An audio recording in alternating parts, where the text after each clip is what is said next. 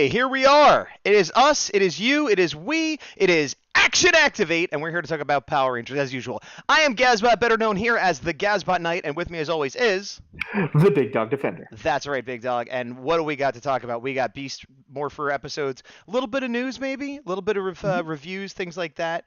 Let me check chat real quick. Looks like we got Airzuki already. The ads are keeping from seeing the opening credits. Well, sorry about that.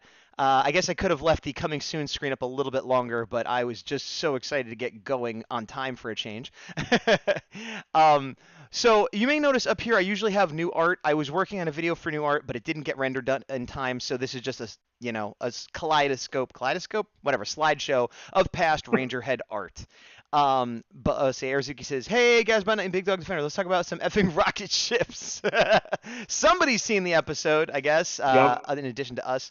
So we will absolutely talk about the episode, including the rocket ships. But before we hmm do that, is there any Power Ranger news you wanted to talk about, Big Dog?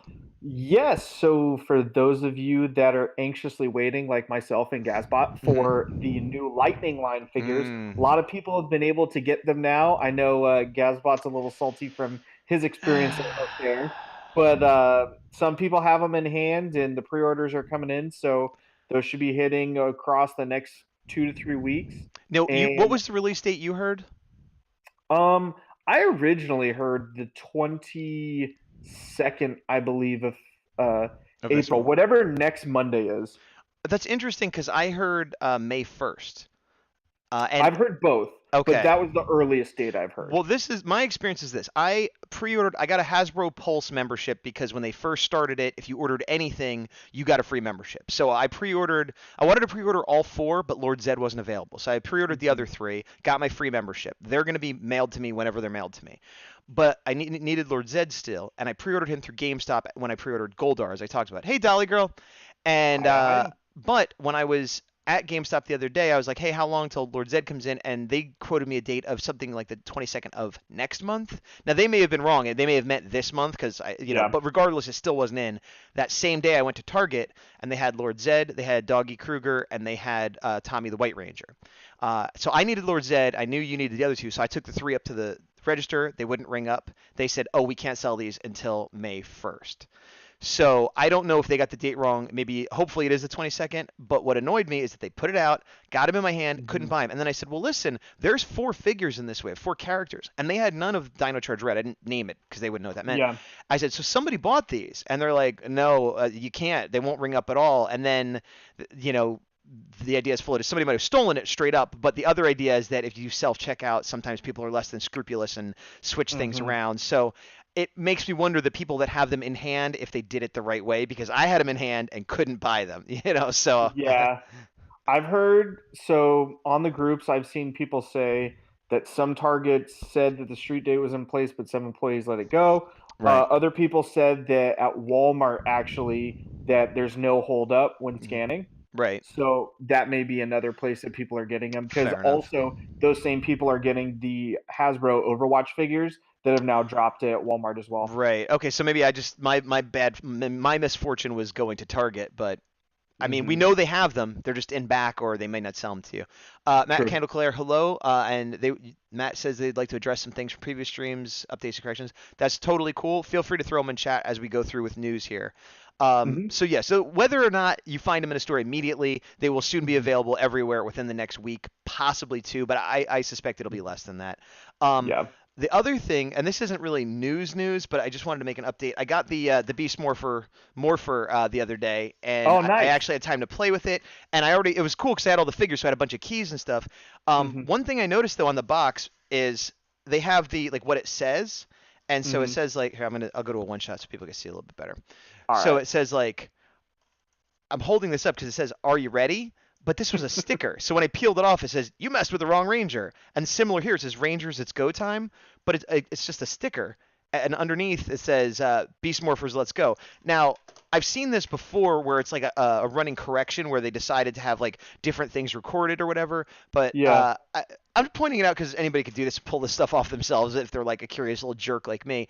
But hmm also, I thought that the alternate lines wouldn't be in it, but they are. They're just maybe like you mess with the wrong ranger is with yellow, for example. So I Mhm. think the ones that came default with the morpher without any extra keys, maybe they wanted to do it that way or whatever. Oh, Yeah, but I will actually show you guys just in case you're curious how this works. It's not very much like the show. It's at a glance, it's very show accurate, and it's nice and big, and the strap fits an adult, as you can see. It could probably fit someone with even thicker wrists than me, so that's nice.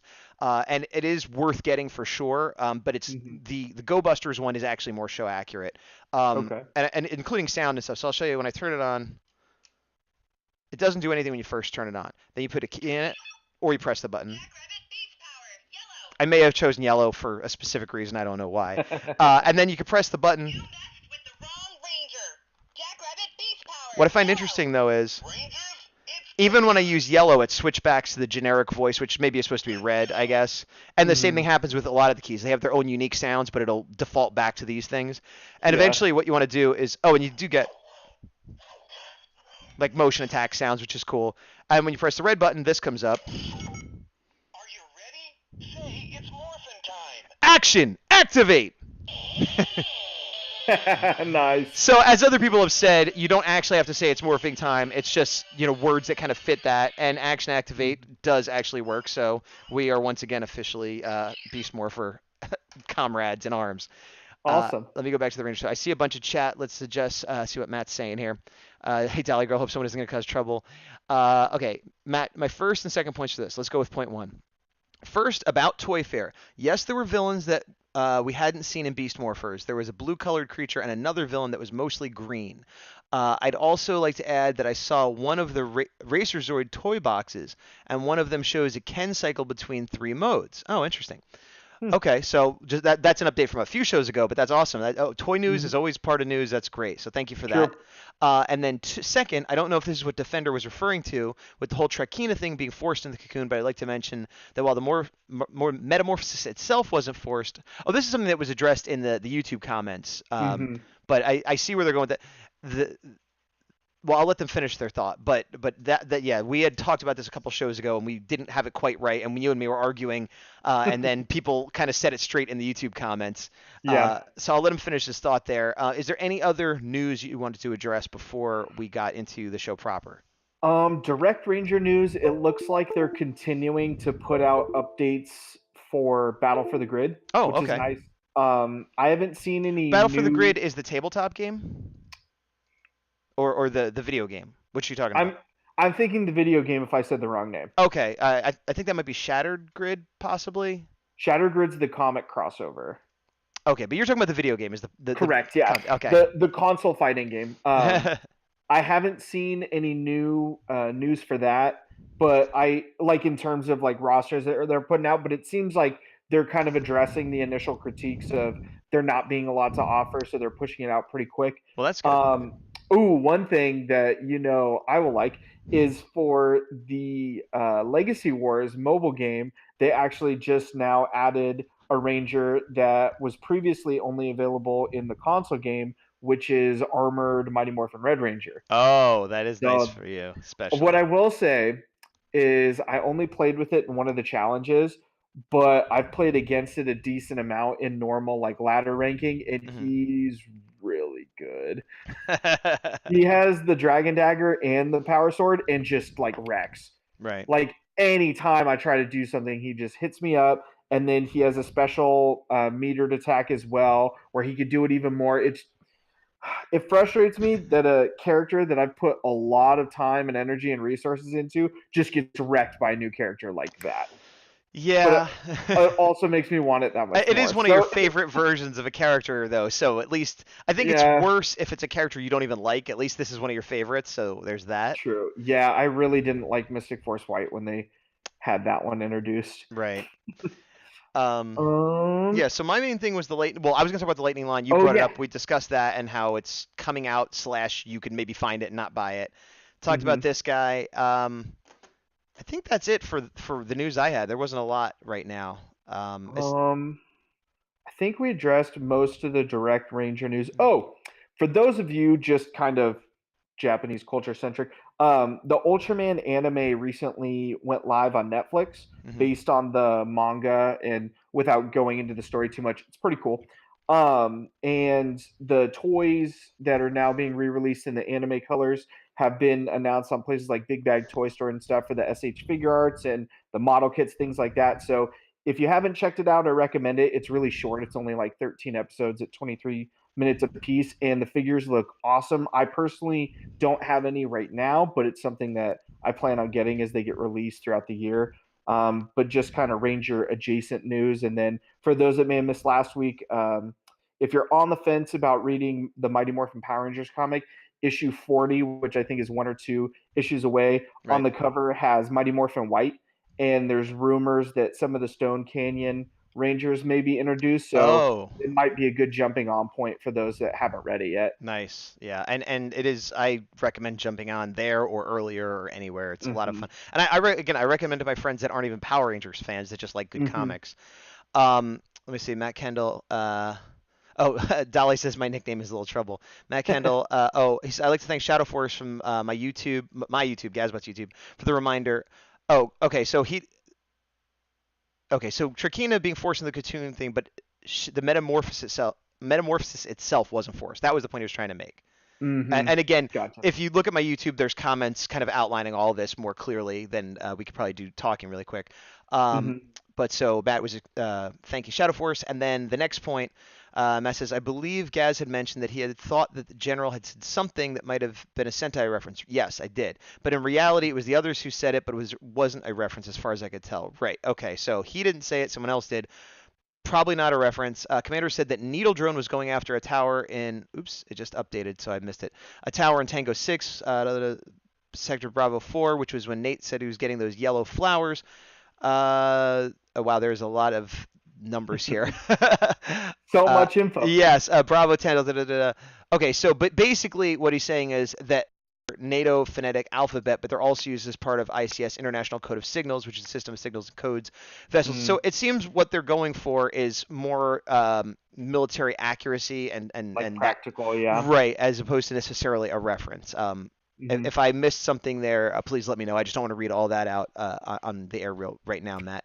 And also a lot of this stuff, like I said, is discussed because here when we're talking live, we can have a discussion. But if you want to talk like nuts and bolts numbers and have a record of what's going on, the Mm-hmm. comment section on the YouTube version, even if you watch it live, that's the place to discuss this stuff. I have thought, maybe I'll throw this out. I haven't said this to the Big Dog or to anyone else. I have thought about making a Facebook page dedicated to this show so people can get there and discuss things as well. Because I know people Mm-hmm. like the live format, but it's hard to like get real deep into some stuff sometimes. So I thought it might be better to have a page there. Something to Mm-hmm. think about. If I do, I'll let everybody know. But yeah, let's That'd be see. cool. Matt says vessels for important. Yeah, okay. All right. One So thing yeah, though, kind of segueing off of kind of Easter eggs and things like that. Did you notice in the initial part of the episode any potential Easter eggs or yes, I did, but we didn't start the episode yet. well, then let's start it, Gaz. What are we Okay. waiting for? All right, let's start the episode.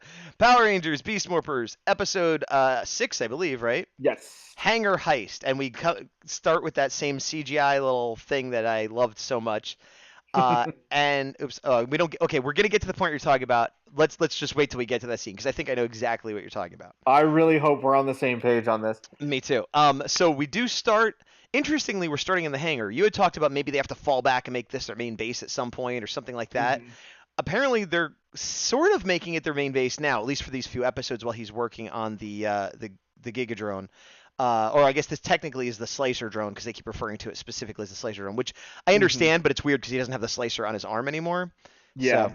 uh, real quick, Matt, I wonder if people remember names today. Matt says, probably not. I have my We'll cheat see. sheet, which helps, but even that doesn't save me perfectly.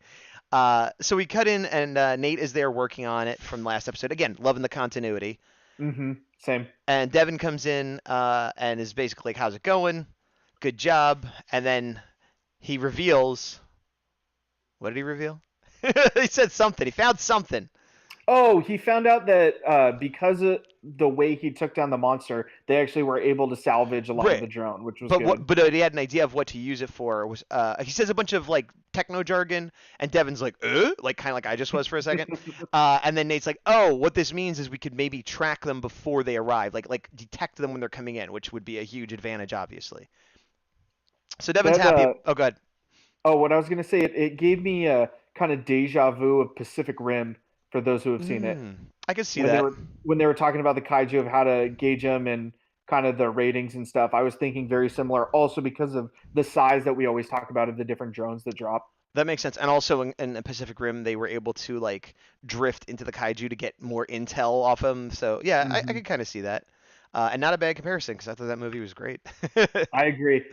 I have the figures to prove it. Yeah, I've only got three, I think, and you've got many more than me. Yeah, But mine are bigger.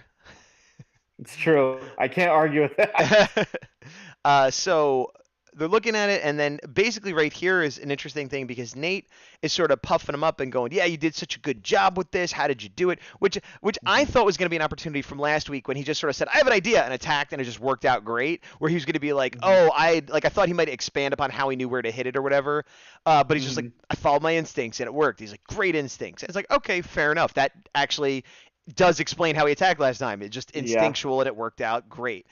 But of course, as we know, having seen the rest of the episode, that's setting up other things. Uh, Yep. and then this part I didn't love, only because he's like, "Can I borrow some Morphex?" And he's like, "What's the problem? You got a problem?" He's like, "No, we're playing with some rockets. I thought it'd be fun." Now, I understand that, except isn't Morphex supposed to be this powerful substance that everyone wants to get their hands on, and it just seemed like putting it in the bikes to kind of try to help the city, help the planet, like a Mhm. greater good sort of thing. Okay, maybe it's risking it, but it's for a greater good. But using it to just play around with rockets seems a little Well, irresponsible, doesn't it? so I thought the same thing, Hmm. but then looking at it logically as if we were in that situation. So they're already going after it. Morphex from episode one, they're saying is this huge, clean, renewable energy source. So we're assuming there's a ton of it. It's just the bad guys don't have immediate access to it like the heroes do. Right. And if people were going for the Morphex, all of the Rangers are going to be there, so it couldn't be safer theoretically. All right, I'll give you that, but all right, fine. and and they're probably going to use it like almost immediately, which is why he's like, yeah, it can't be there long enough I for them to guess if even it make a is plan. basically unlimited, then it's fine. But I also thought it was like a resource that they had to worry about. But you're right; they do seem to be able to just pull it from the grid and refine it in some way. Hmm. Matt says basically, oh, this is going back to what Nate had found. Basically, said the drone kept a log of MorphX signatures in the quantum algorithms, just so you know. And okay, so thank you. That was and that was like kind of the techno jargon where I like Devin was like, he said a thing. He said it Yep. is good for some reason. I don't know. Yeah. All right, so here we are now. This whole rocket scene in my opinion, took way too long. Yeah, it was just a It lot. wasn't the worst, because it's them playing, having fun, whatever. But it could have been half the length, I believe. And the episode overall, I didn't think was bad. But the first 10 minutes or so, I'm like, this might be my least favorite episode yet. It's where what I was feeling originally. Yeah, I wouldn't say it was my least favorite episode, but it definitely was like making itself rank lower Yeah, during this entire scene. I agree. So they set up the first one. It's got the Morphex, and he launches it. Your buddy Ravi, and it goes perfectly. Oh, Yeah. and Ben and Betty are there too. And okay, so we got Ravi, the Blue Ranger. He's wearing blue, and we got Devin, the Red Ranger. He's Yes, wearing we red. are on the same page. We got Zoe. She's wearing yellow. And then we got them. It's interesting. They're wearing purple and orange. I don't know. It seems interesting. What did you make of that? Oh, I loved it so much, especially after when we had all of the things with bulk after you go into Morphicon Express and looking at all the colors. I'm like, Hmm. oh, this couldn't be better. Who like I'm assuming Shadow Piper, for those go back to a previous Right. episode, we did a whole spiel on him. I really hope he was one of the people that was like, hey, you should do this thing. Yeah. Well, for Hey, those that don't get them know, these shirts. do you want to like I mean, without spoiling anything too much, but do you want to explain why that is kind of an exciting color choice? So in I want to say it was Mighty Morphin Power Rangers Annual #1 or In the #2. comics. In the Yeah, comics. in the comics, in like kind of an isolated story that was its own thing. Whether or not it's continuity is up for contention. I recommend reading it. It's very short. Bulk and Skull get powers at one point, and they are the purple and orange Rangers. I think it's a parrot is Skull's animal, and then a Warthog. boar is Oh, is it a Bulk. boar? I What's believe the so. difference between a boar and a warthog? Very similar. I Tough think boar pigs. have shorter tusks, maybe is Okay. like a key factor, but either way, Right. so obviously that's kind of going forward, the unofficial Ranger colors of them. Right. And it was really cool to see that play out in the episode where, Agreed. and especially the way they did it. The bulk was in purple Yep. and the skull was in orange. So Yeah. Oh, that right there, like yeah. skyrocket. It was a whole lot of ups and I downs in the agree. scene, I but that absolutely agree. brought me back. You know what's interesting though? You said the bulk and the skull. Um, uh, Ben is bulk because he's larger, like Bulk was. But I think of Mm-hmm. Betty as being more the bulk character because she's the She is one that, more the leader, yeah, and correct? he's like the sidekick. But you're right, as far as like Mm-hmm. body types, that makes more sense. Yeah, Um, and I think they did that on purpose to kind yeah. of give the familiarity, but mix it up so it's a little less of the same dynamic. Um, Matt said something which I don't need to address and cause problems. And then Dolly said technical jargon. I like to use fun names, as in Paul G, as in George, J as in John, R as in Ringo. Oh, I get you. So then they set up their rocket, which looks suspiciously awesome. I mean, they are Yeah, inventors, so that's fine. And then, yeah. but of course, it doesn't launch right away. Why Hmm. isn't it launching? Let's hit it some more. And of course, it tips. And hero of the show, Ravi's like, "Watch out, guys! It's gonna launch badly. Don't launch it." And of course, she's like, "I'm gonna make it." I love her faces so much. You know what's funny is I was looking at her Instagram, the actress Hmm. whose name I don't remember, but I have a cheat sheet right here, so I'm gonna look. And do I have it on here? Oh yeah, Betty Burke, played by Christina Ho. There you go.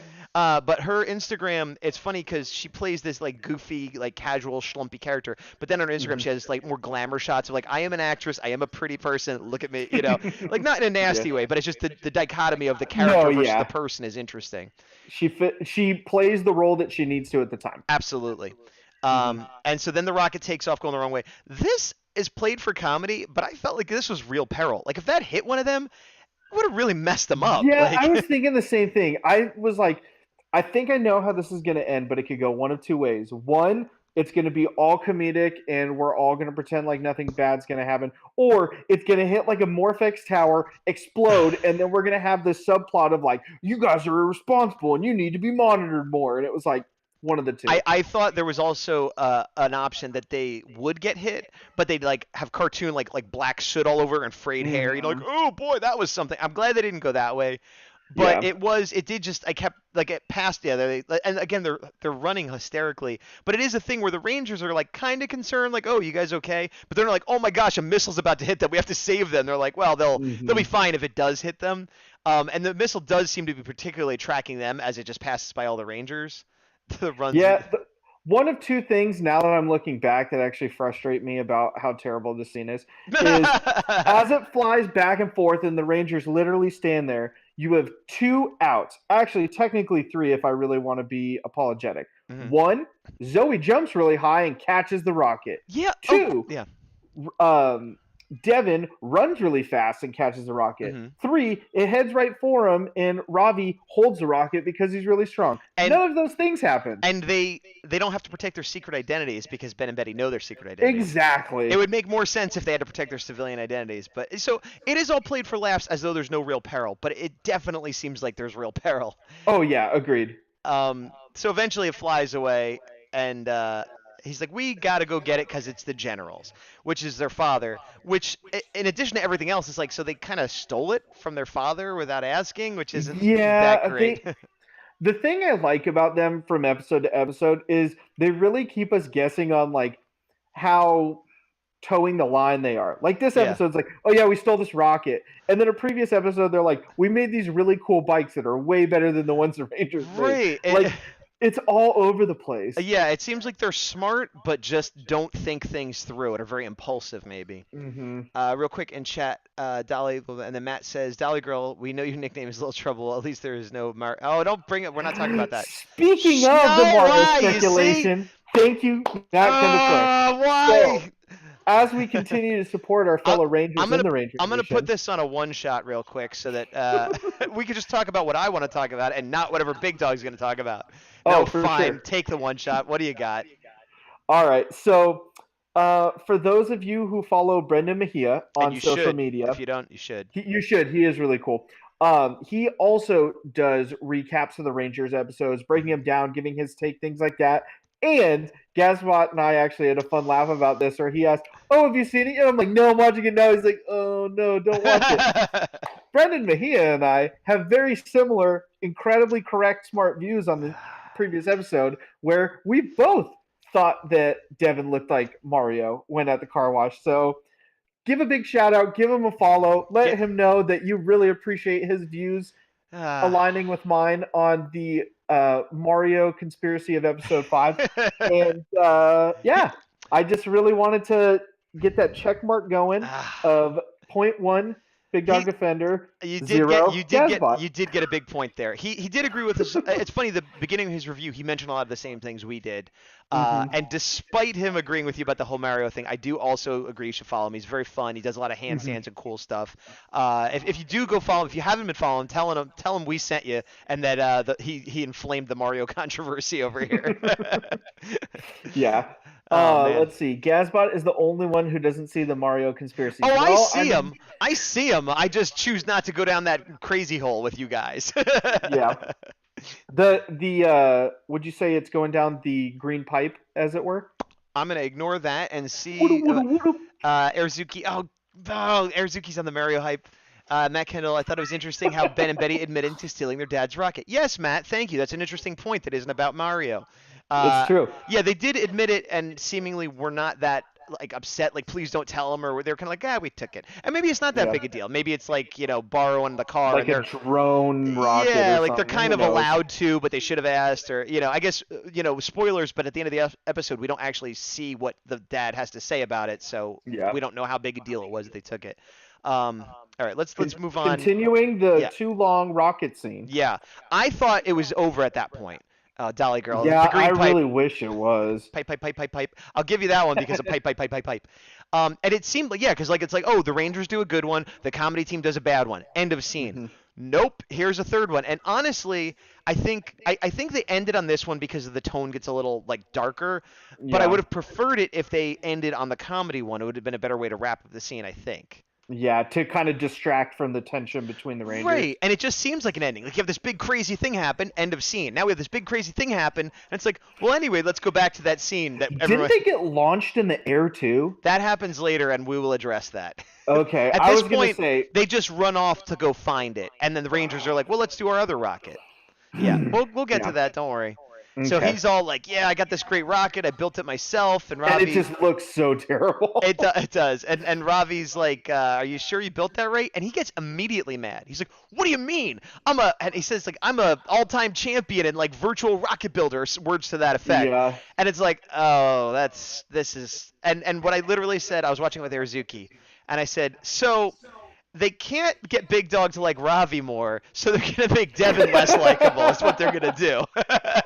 And that was the thing that got me in this episode is I felt very forced that we were supposed to be mad at Devin. Yeah. When he has been nothing but cool and understanding this whole season. They're like, you know what?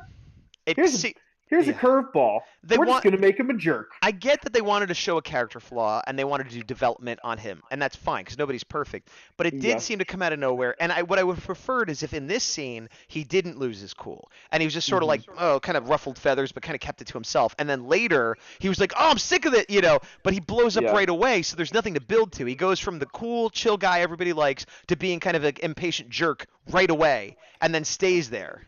I just thought of something that is frustrating me. So they had so many opportunities to make me like Ravi in this scene and in this episode, and it just dawned on me. So I'm going to do the close-up that Airzuki loves. Oh boy, here we go. So this whole episode is about the tension and shortened temper of Devin.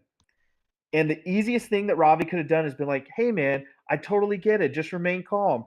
One big thing for me is I can't get overheated or mad as the gorilla because of my powers, so I've learned how to be calm like this. Let me help you. Nope. He's just like, nope, bland acting and go, oh yeah, man, like I kind of know about rockets. And that was it. You're right. But again, that is not a fault of the actor. That's the writing. That's true. That's writing. But in the major face acting department that is Power Rangers Beast Morphers, Ravi is in last place. Well, that's true. Yeah, no, you're right though. Real quick in chat, I'm sorry, I'm gonna mispronounce your name. Akidragowu Akidra. I'm gonna say A Akid. kid. I think it's a kid. Oh, a kid drag. Ragawoo. We're terrible. We're sorry. Oh, a kid Rougarou. I think A kid Ruguru? a kid Rougawoo. Anyway, what they If you could said. spell it phonetically, we will say it right from now I on. don't think he was a jerk in the scene. He wasn't a huge jerk, but He was a minor jerk. he got impatient really fast. And then Yeah. we'll see. So it goes up, and obviously it goes wrong, and that's where we're getting to. So that right there, he wasn't that bad, but like once it crashes, and Zoe's like, is it supposed to do that? And Erzuki pointed out, and I agree. Everybody always says that. That's like a stereotype, like a trope of like, wow, is it supposed to do that? You always know it's not supposed to. Yeah. They might as well say it's not supposed to do that, is what she's really saying. But anyway, so then it crashes, and he's very upset because his brand new rocket's all destroyed. And Ravi rightly says, like, like Devin's like, why'd this crash? And Ravi's like, well, you kind of put the fins on wrong. I was trying to tell you. And his response isn't like maybe. He's like, no, I know what I'm doing. I did it exactly right. The parts must be wrong. I followed my instincts. Yeah. So this is what I'm talking about. Like, he just had no patience and a quick temper because he was wrong. He objectively built it incorrectly. And Ravi, whatever you think of Ravi, he was being polite and diplomatic. He tried to warn him. Backed off, it crashed. Devin's still raging, and he's like, "Look, man, I think you might have done it wrong." And he's like, "No, just drop it. Stop talking about it." And again, it doesn't fit what we've seen of Devin's character previously. Yeah. So I didn't like that for that reason. Matt says, "Well, to be fair, Devin has been a bit quick to challenge. Remember, he had challenged Blaze teaching methods right away as soon as Blaze had questioned him. That's not a bad point, but Blaze True. was being a jerk." That's true. He was like, "Oh, like my bad. I'm kind of doing my own thing." And then Blaze immediately turned it to, "By the way, we're fighting now." And he's like, Yeah. "Okay, I guess we're And fighting." he does have attitude. He is kind of like a cocky, cool guy, so that doesn't bother me. But this is his friend. It's his partner. Like it just seemed like he could have cut him a little slack. And again, if this happened like later on when they have disagreements again, if this was his attitude at that point, I'd understand. But Yeah. I just things work better in my opinion when they escalate and build over time. So I felt like he just jumped there and then we stayed there as opposed to getting there. I mean, I don't know. That's my opinion. I could be wrong. You guys might see it differently. That's fine. But that was one of the other gripe again with this scene was just that it was too long. They could have even had everything and just had it half as long. It was too long. And nothing cool had happened yet. If they had some cool stuff and this was like a breakdown in the middle, but the episode sort of starts with, "Hey, we got some information. Now let's play with rockets for 10 minutes." And we're like, and it really this ended up not being a filler episode, but I thought it was one. The way it started, like, oh, nothing of significance is going to happen. It's going to be all about rockets. Who cares? And they turned it around, but I can't stress enough that at the beginning of this episode, I was ready for this to be the worst episode of the season. It's so far. All right. So now we go back to Dimension of Evil, Cyber Dimension. Cyber Dimension of Evil, where bad things happen. There you go. Now we got it right.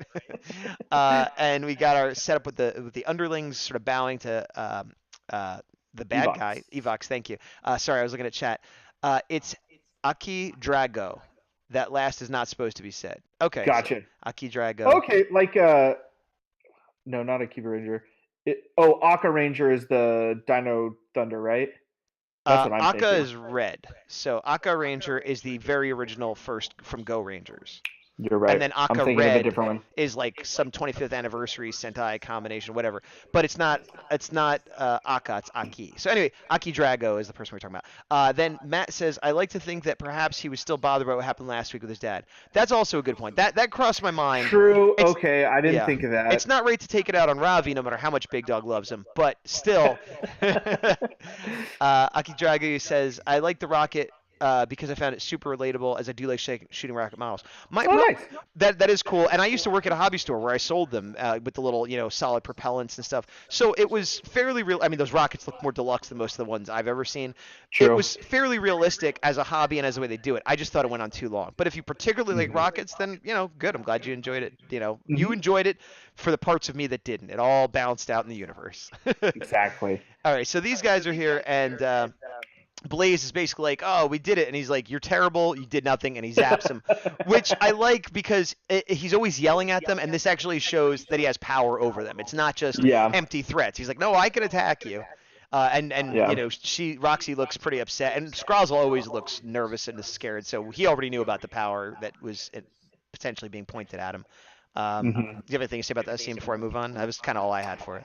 One thing I noticed, which kind of has to do with the scene, is it seems like Neo Saban era has a real love for American only like foam non-morph suits. I You, was looking at an you article about Ninja Steel Yellow, right. and the screenshot they had was him in his Is it training about how suit. he's gonna be in some Birds of Prey. DC? Yeah, that's funny. I just read that myself. That Oh, we that I guess that's that Ranger would have news, been but Ranger we news. Yeah, forgot. we both had a piece of Ranger news that we totally skipped. Ninja Steel Yellow is going to be in the DC show Birds of Prey. That is Ranger Movie. news. Movie. Okay, sorry.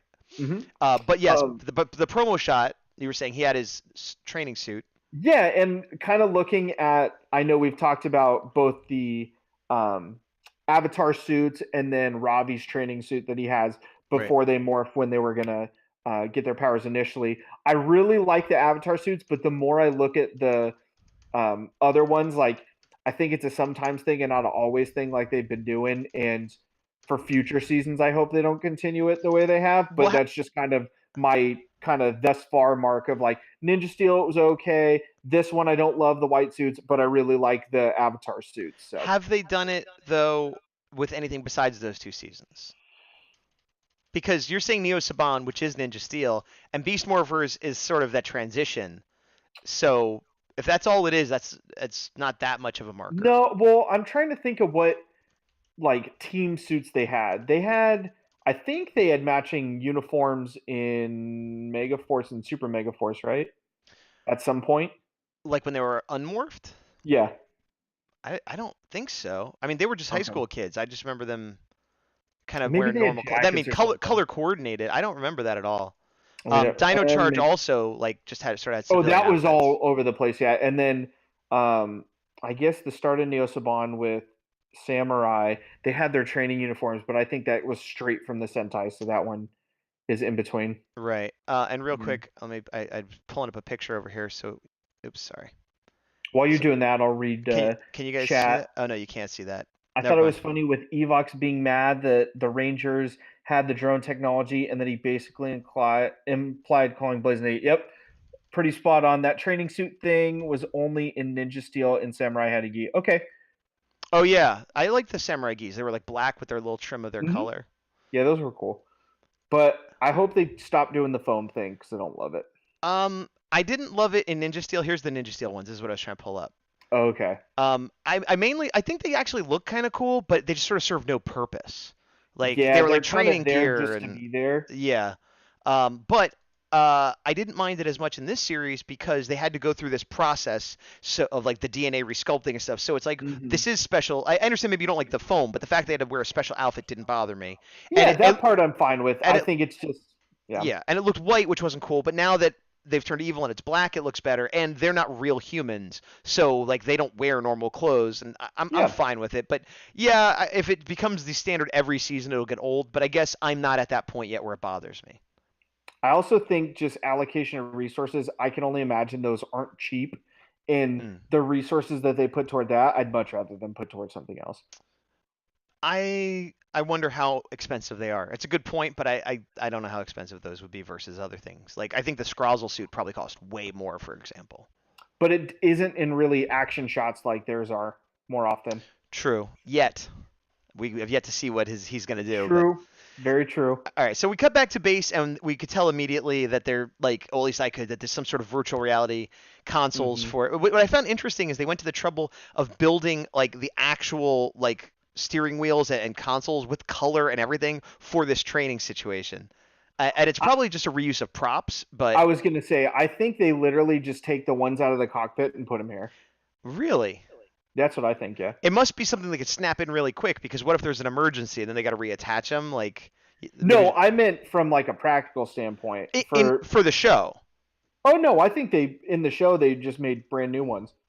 Hold on, in universe. In universe, You yes. think they go snap off of their Zords and then snap them here? No. No. Okay. In real life, that's probably what they do. I agree. In Yes. universe, I don't think they do that. But then it's funny they went to all the trouble in universe to paint them and make them look all nice. But that's a small nitpick. It's just something I noticed.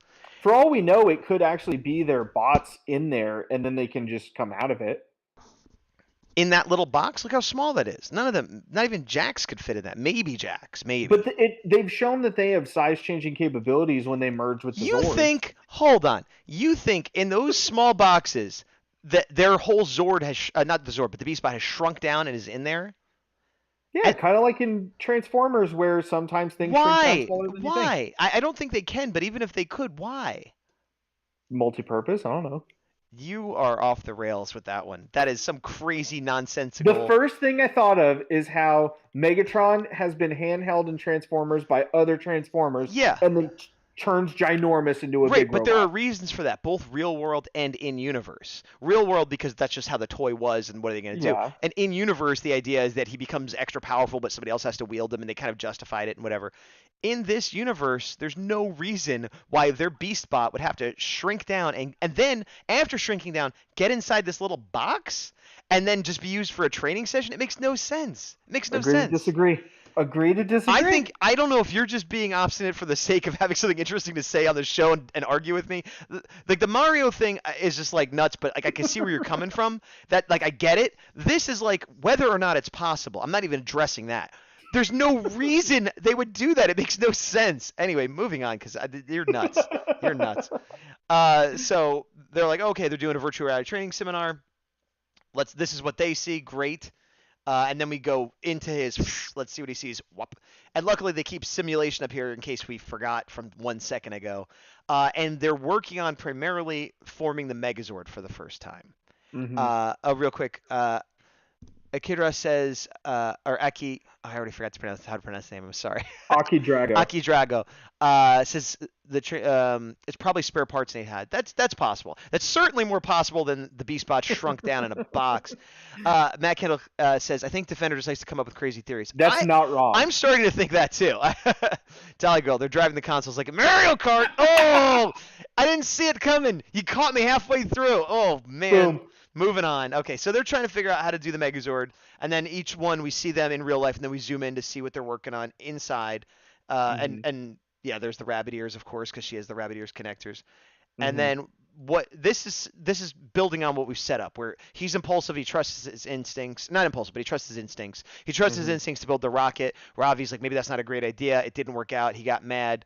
And now they're working on this, and Ravi's like, or actually before that, he's like, I'm shooting my missiles, I'm doing a great job. They start the morphing sequence. I took too many screenshots here. It's all just like getting ready. So we see them starting like virtually. This isn't happening, but it's like the simulation hmm of them getting ready. I was worried that they were gonna succeed, put together the Megazord and have like a battle, but it'd all be virtual and fake, so that the first time we saw the Megazord, it wouldn't be for real. And I was like, that would be a terrible Yeah. idea. Luckily, that's not what happened, and it's setting them up for failure. hmm But they do their parts. Oops, I skipped ahead. They do their parts, and he's like, I'm going to shoot again. And Ravi's like, no, put up the shield. And he's like, I'm going to shoot again. And Ravi's like, it's a mistake. He doesn't do it. He gets in trouble. I also don't quite understand what his strategy there was, Devin, I mean. And this is, I guess, his instincts, because he's like, I think they're going to attack, so I'm not going to put up the shield. And he's like, they're going to attack. And he's like, aha, they did attack. And he didn't put, and like, there's a counterattack. I know he fired the missiles. Yeah, the way I saw it was they were getting ready to do like a major attack on him. Right. So he's like, "Oh, I'm going to attack them before they can attack me. That'll Right. give us enough time to finish the morphing sequence." I guess, but it just seemed like clearly it seemed like a bad idea, and then Ravi told him it was a bad idea, and he's Being a Devon apologist, I oh think what it okay is, I know. I think what it is based on the last fight he had and how he won it. He had to take a saw to the chest of his Megazord in right order to win. I right think this was going along that logic, and the whole point of the scene was to have a show that doesn't work every time, which is why Ravi needs to be right, that even though I don't agree right. with saying that phrase. I that makes sense, and honestly, like where he gets mad here didn't bother me as much as with the Rockets, because this is a higher stakes Mm-hmm. thing, and he was already kind of annoyed and stuff. So he pulls out, and he's got his, and Ravi's like, and here's the thing, Ravi doesn't even say anything. Ravi's Mm-hmm. just like, and he's like, you're so annoying. You know, Ravi's like, all right, buddy, okay, you're upset, I could tell, and he kind of just doesn't say anything. I love this Oh, the look between face acting is so good right so there. good, because everybody has been in this position where it's whether it's your family, your friends, school, Mm-hmm. whatever, job, and everyone's doing whatever, and one person's like, oh, shut up, and the other person's like, blah, and then everyone else who's not involved is just like, Just Okay, all so right, all right, let's awkward. yeah, so I that was great. They said everything with that look.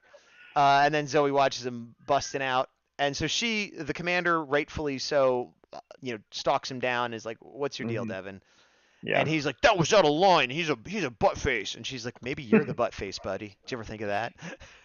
So the thing that frustrates me about this subplot, Okay. as previously mentioned, is when it came to who was the leader, he was the one who hung back and was like, "Hey guys, I just want to do what's good for the team. If that makes me the leader, then that makes me the leader." And then they're like, "By the way, let's flip this 180 and go, oh, this power has gone to your head, and we're not going to build up to it. We're just going to throw it at you, and then you're going to Yeah. deal with it." Yeah, I agree. And this has kind of been my problem with the whole episode of I understand what they're trying to do, but it does seem to not match what has come before.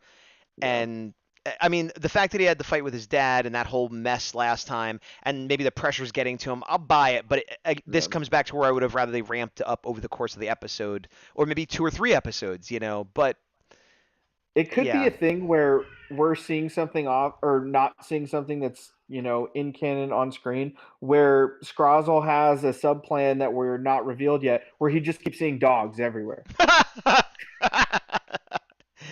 I don't want that to be true. That is That's you, 100% not true, but I yeah. like how I also got you to be like, "Oh, nope, no sense." Because again, No sense, because nope. like I thought there was gonna be a real plan that you were building to, and that no.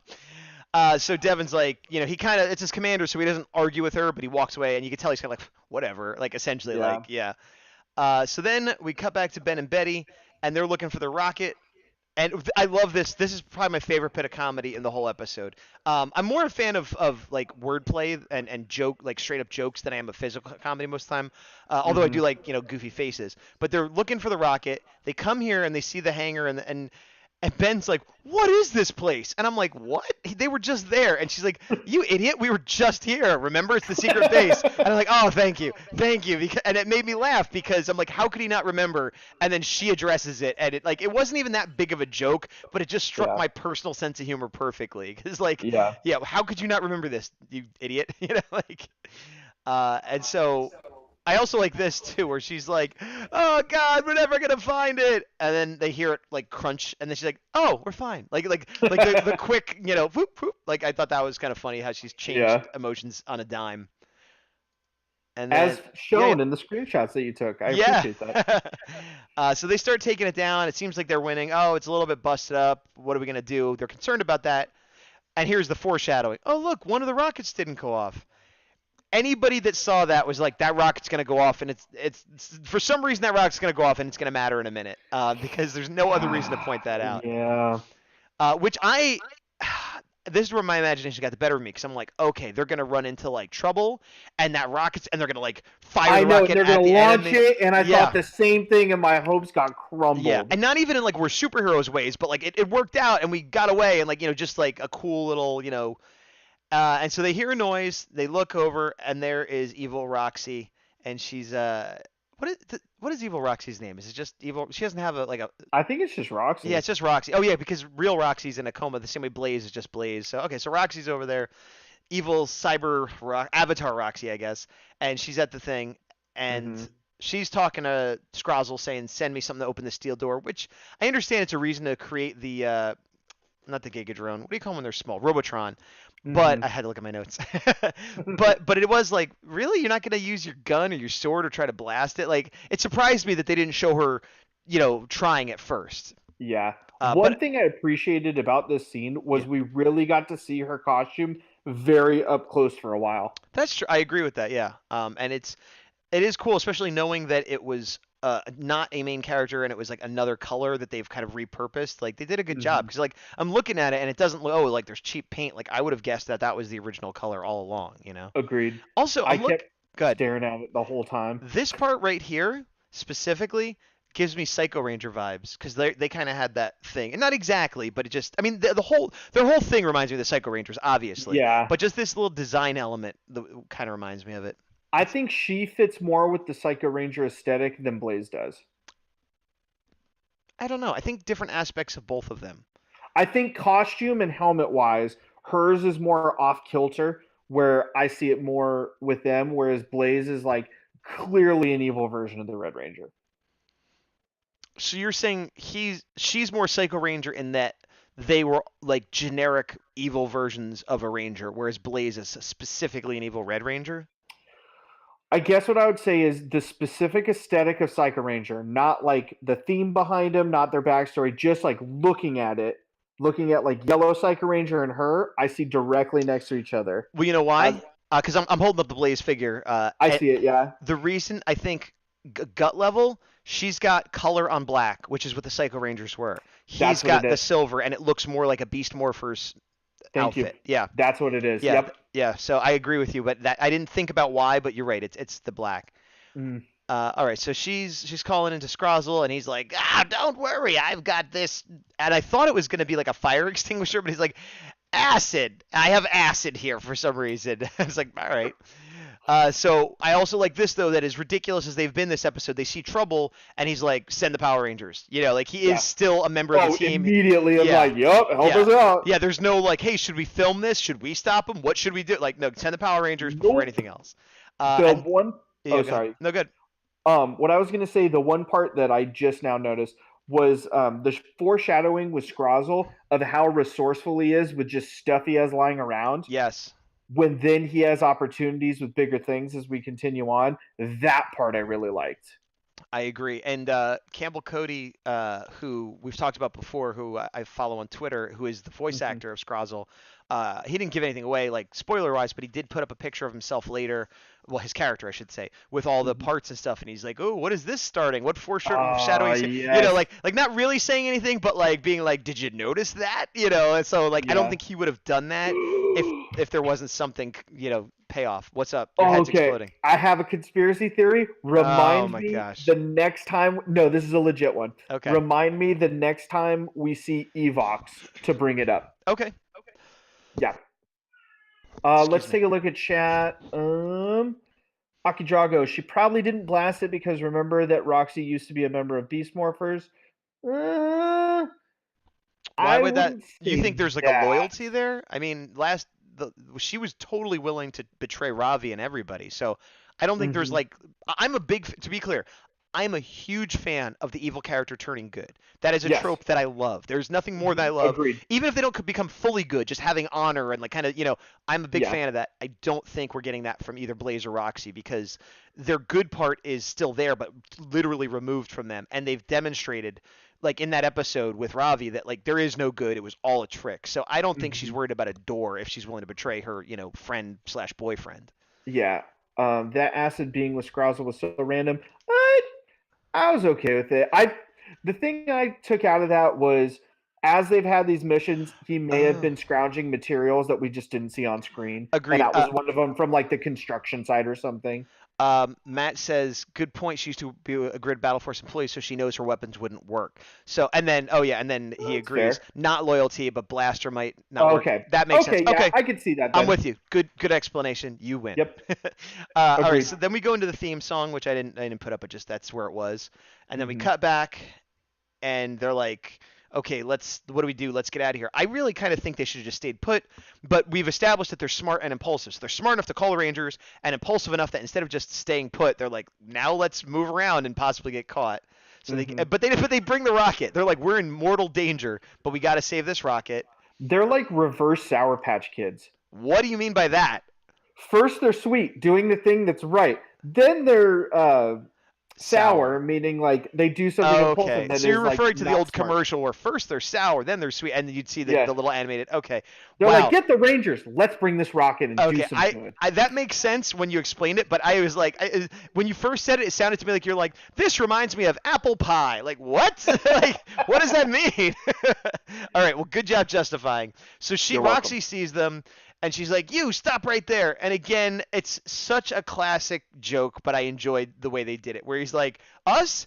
Or the other us? So like, who do you mean? And Betty's like, oh, she didn't mean us. And like, stupid, but the kind of stupid I like. It's like that part I was okay with. And then, more good face acting.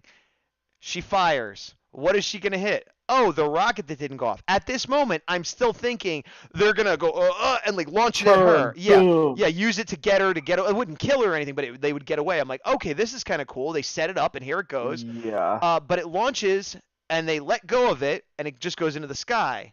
And the ropes grab their legs and take them off, literally into like a Team Rocket blasting off again moment. Yeah. Here's the things that Ah, I hated about this. yeah. That trope has been played out in this series at least twice now. And I hate it because everything else is so grounded enough for me to believe. And then Yeah. it's like, by the way, they're 300 feet in the air. They're fine. Yeah, they're immortal, and The other thing, that's why the Rangers didn't care if the rocket hit them because they could drop from any distance. And they're be like, fine. oh, yeah, they have powers. That I will say, if it turns out that they're like robots or something, then I would love it. Because it'd be like, I don't think this is gonna happen. This is my conspiracy theory. At the end, it turns out that their father had like built them in a lab with Nate's help, and they're like genetically engineered cyborgs, and they're basically indestructible. But they're a little glitchy. That's why they're smart, but kind of dumb. And that's why they couldn't be Rangers. Right, Or and it's like it explains why they're smart. It explains why they're kind of goofy, and it explains why they're indestructible. And then just like a little cut where there's like metal, and it's like, oh, that explains so much. Like they won't do it, but I would love it because it would just everything up to that point would be justified. Yeah, I think you're wrong, but I hope that you're right because that would be cool. I think I'm wrong, but I hope I'm right too. Matt's Where was the rope?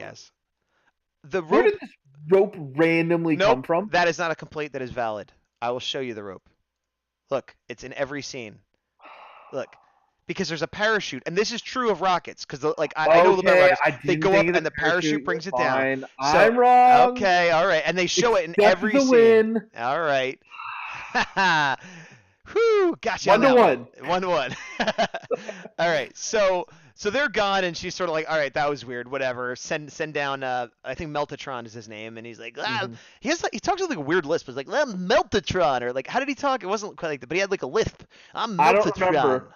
But yes, favorite Robotron so far. Wow, really? Yep. Not me. He's one of my least favorite. Wow. He. Want to know why? Why Because he's red. Because he's red. No, look, I'm wearing a Red Ranger shirt right now. Yeah, just so you can throw off the haters. I don't. It has nothing to do with the fact that he's red, and he did, like, it makes sense what he became based on what he started with. So that wasn't my issue. I didn't love the design. He has these two canisters, and when he walks, they're like blah, blah, blah, blah. Like they just like seemed rubbery and goofy. Yeah. And he's just not that unique looking. Like you had talked about another one that kind of just seemed generic, and his whole design seems like he could be in any season of Rangers ever. Like he just seems like standard Power Rangers villain, which is. He was just so clean though.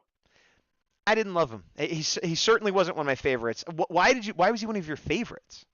I just liked how cool the design looked. I agree with every point you made of why you don't like it. That's part of the reason I did like it. It fit with like just about. Well, also, I have for those of you that don't know, I have an incredibly skewed view of a lot of Ranger stuff. Oh, I realize why I like it. Because he looks like Iron Man.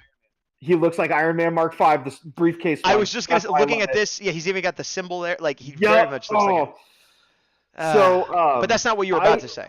No, what I was going to say is I have now an incredibly skewed view of villains when I picture in my head what the figure will look like and like how to look with other things. I'm like, that's going to look great. I could put that with anybody who's going to look awesome. You know what I just realized? Speaking of villains and figures, because I have my toys over here. Mm-hmm. We didn't see any of these guys the whole episode. Oh, I know. I just realized that too. Which is unusual. Like, and it's funny because I don't normally miss the minions or the foot soldiers or whatever you want to call them, but I actually like the designs of these guys, and so it's interesting that they didn't show up at all. Like, that's weird. I mean, they didn't show up because they weren't needed. Right, but arguably they're never needed. They're needed to have a cool, fun civilian fight scene, but they're always like they almost never win the fight in any season ever. Yes, there are exceptions. I'm sure people could point out, but it's usually like here's just a bunch of padding before we get to the real fight. Well, I mean, most of the time, if you look at foot soldiers or Tronic specifically, most of the time they're used for something that needs a lot of hands Right. for the job. Like if they're Oh, harvesting a bunch of yes. Morphex No, or I need to do agree this. with that, but sometimes it's like they'd be here. The Rangers are here. Tronics! And then there's a bunch of. And now, if the Tronics are there to delay them while they get their mission done, that makes sense. But sometimes it's just like, kill them. And it's like, they're Hmm. never going to win that fight. But Yeah, by the way, Dolly Girl likes my theory too. So, nice. you're not the only one that can have conspiracy theories, I guess. Hey, oh wow, I never caught that we didn't see the Trunks in that episode. Well, we've done it. It's We- a first that we have stumped Matt Kendall Clare on something Rangers well, related. we didn't stump him, but yeah. No, it was a definite stump. I witnessed it myself. I'm just Oh, kidding. But back to the aesthetic. yeah. I love all that. The other thing too that I really liked in this episode, we've talked about the underlying theme in the past of kind of the present danger for the Rangers. Yes. That acid was no joke this episode. I agree. I thought it was the most threatening, like, viable, this could destroy them. Yeah. Because he wasn't like, oh, I'm going to burn this door for a while. I was like, door gone, like, immediately. Yeah. Which, it as we was see right here. it was gnarly. I really liked how they hyped it up. And as we see more, how it actually was like a central part of this episode. And this is basically up to this point when Ben and Betty get flown away.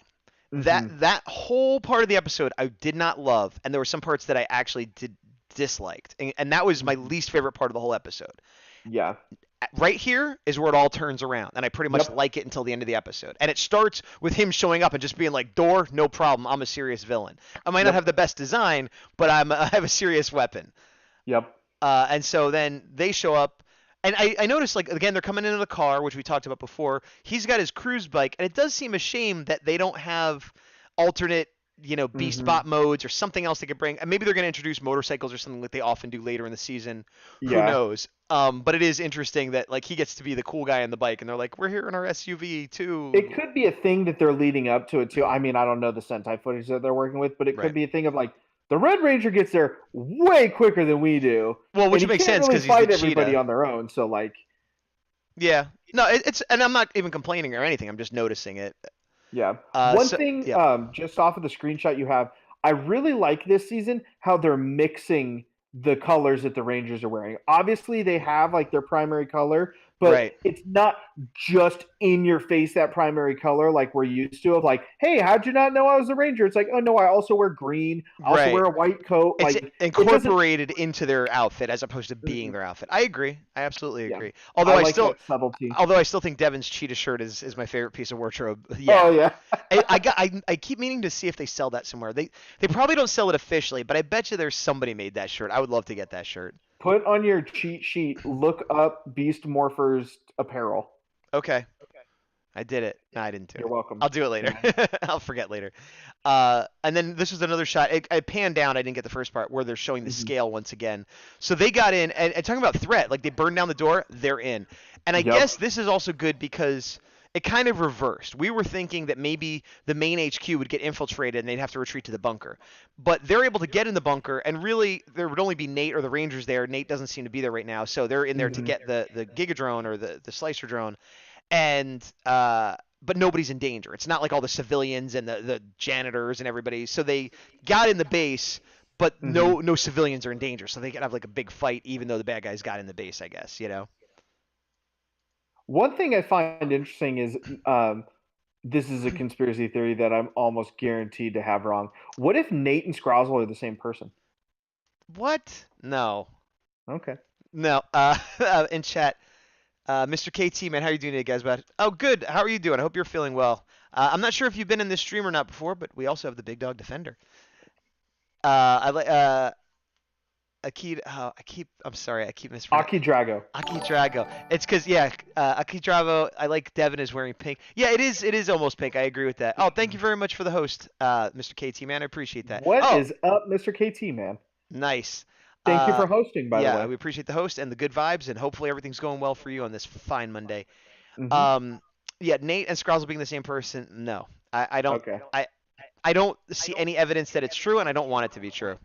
When you post this on YouTube, by the way, you need to put like a clickbaity title like "Conspiracy Theory Episode 6."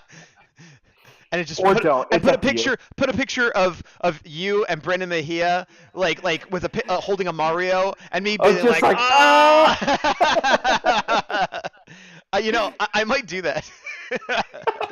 That'd be a good way to get views. It would, but it wouldn't reflect this episode. I don't know. I'll figure it out later. Yeah, we'll get there. All right. But So yeah, go ahead. oh, in the background in the screenshot, what is that helmet doing there? I wonder if it has any significance whatsoever to the overall story. We talked about it last week. We saw it briefly last week. It may or may not mean something. Who knows?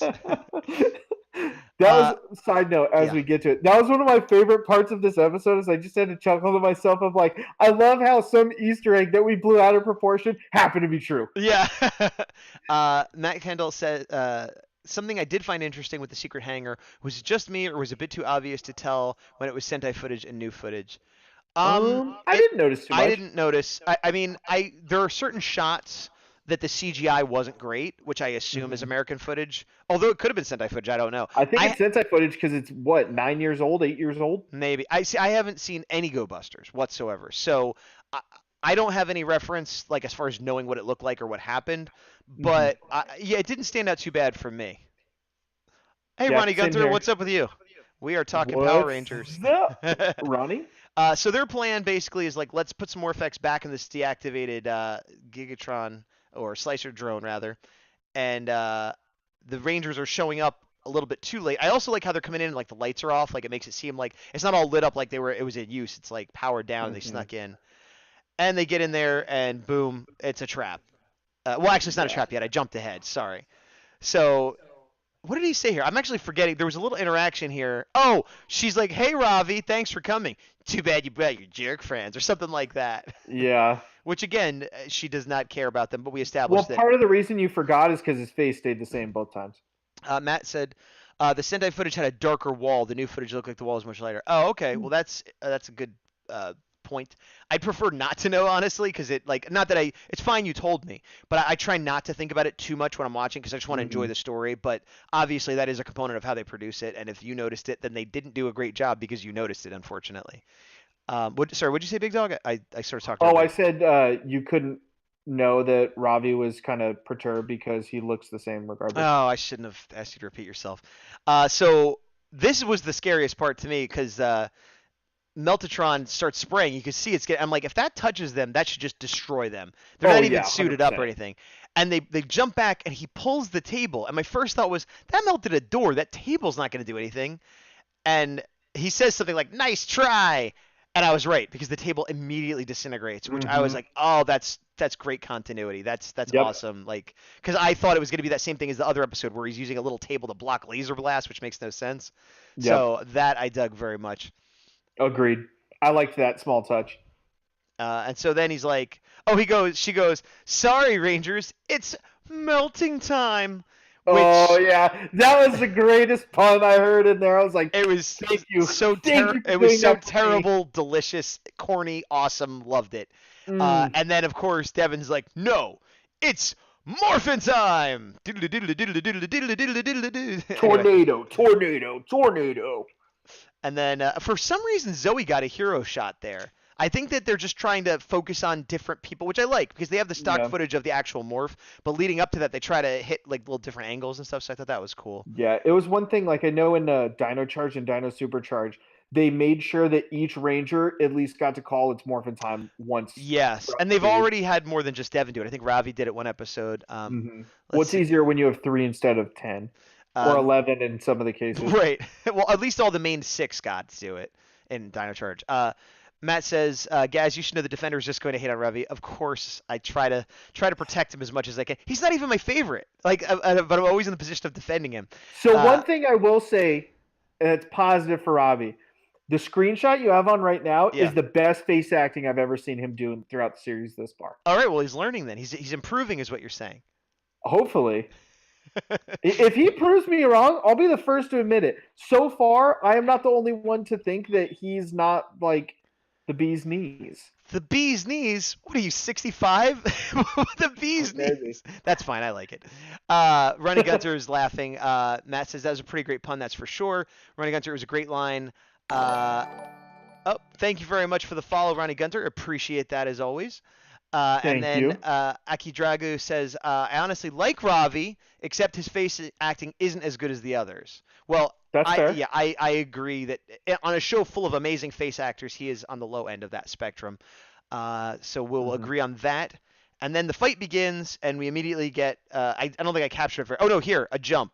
You can see right here. It's kind of blurry, but we get Yellow doing her jumps, which again just awesome, So good. so good. And them fighting in front of the huge Gigadrone, again, just such a Is a cool way good to. Yeah, backdrop for scale. yeah.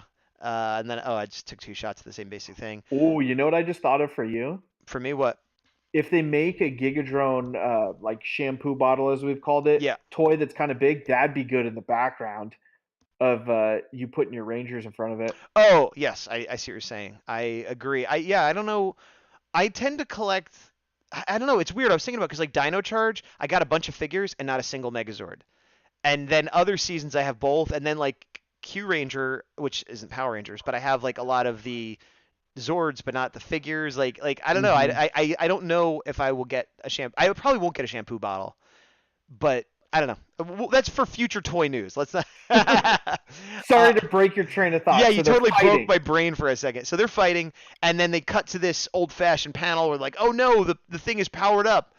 And so this is a good example where the fight, whether or not the bad guys win or lose, the point was to Hmm. give time for the slicer drone to power up, which it now is.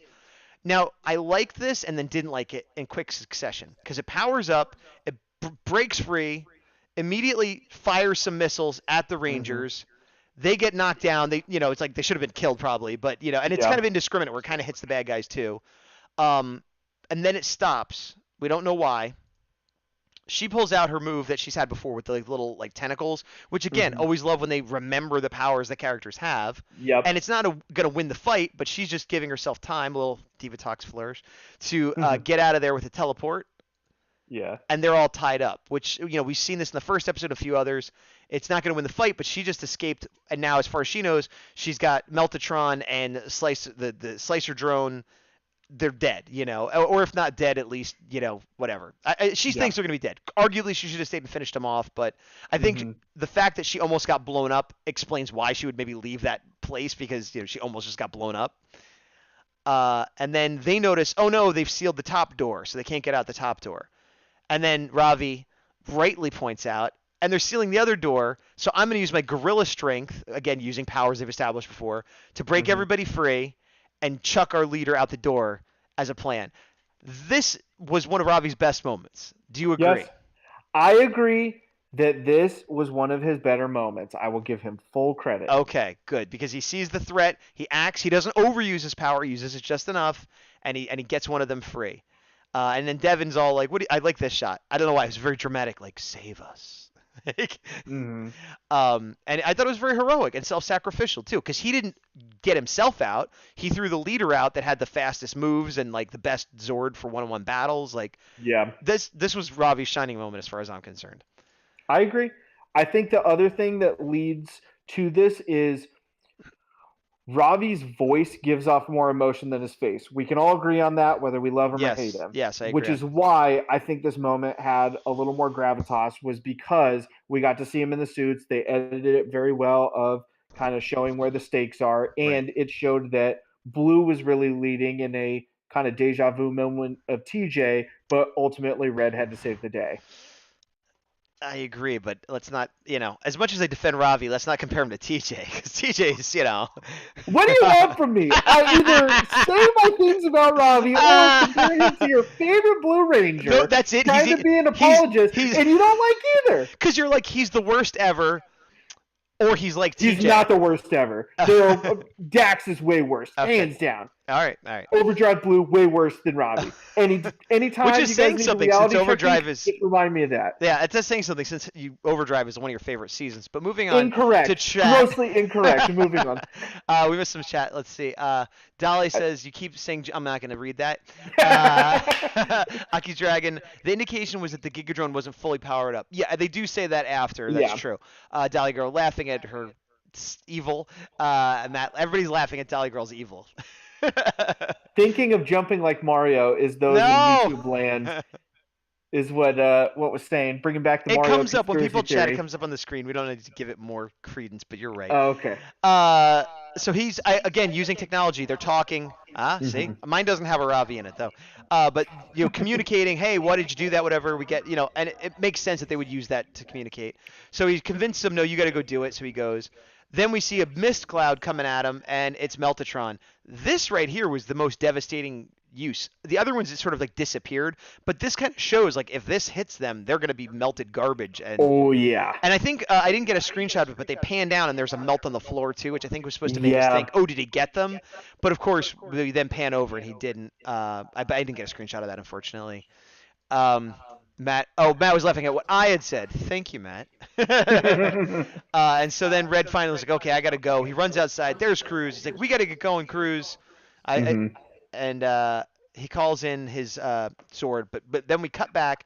Now you're right that the Gigadrone or the Slicer Gigadrone, this big drone wasn't fully activated. But what I didn't understand was it takes time to charge up, reboot, whatever.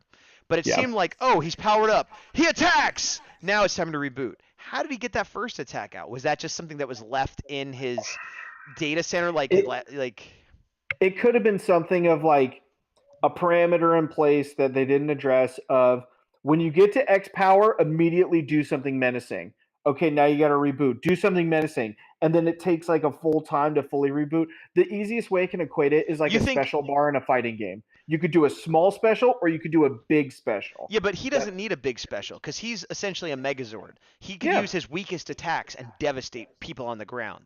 But as we've mentioned before, the villains sometimes go for the short term as opposed to long term victory. True. Okay, but you think that they program that in, like do this attack as soon as you can? I think so. Or it's something where I don't know how sophisticated it is, but it's like, oh, immediately see Rangers attack. And it's just like one of those things of even though it goes against like the long term thing, it's just following how it's I programmed think of I like think see Rangers, fight Rangers. both of the things you said are plausible explanations. The Hmm. explanation I prefer, other than just it was made no sense, is Yeah.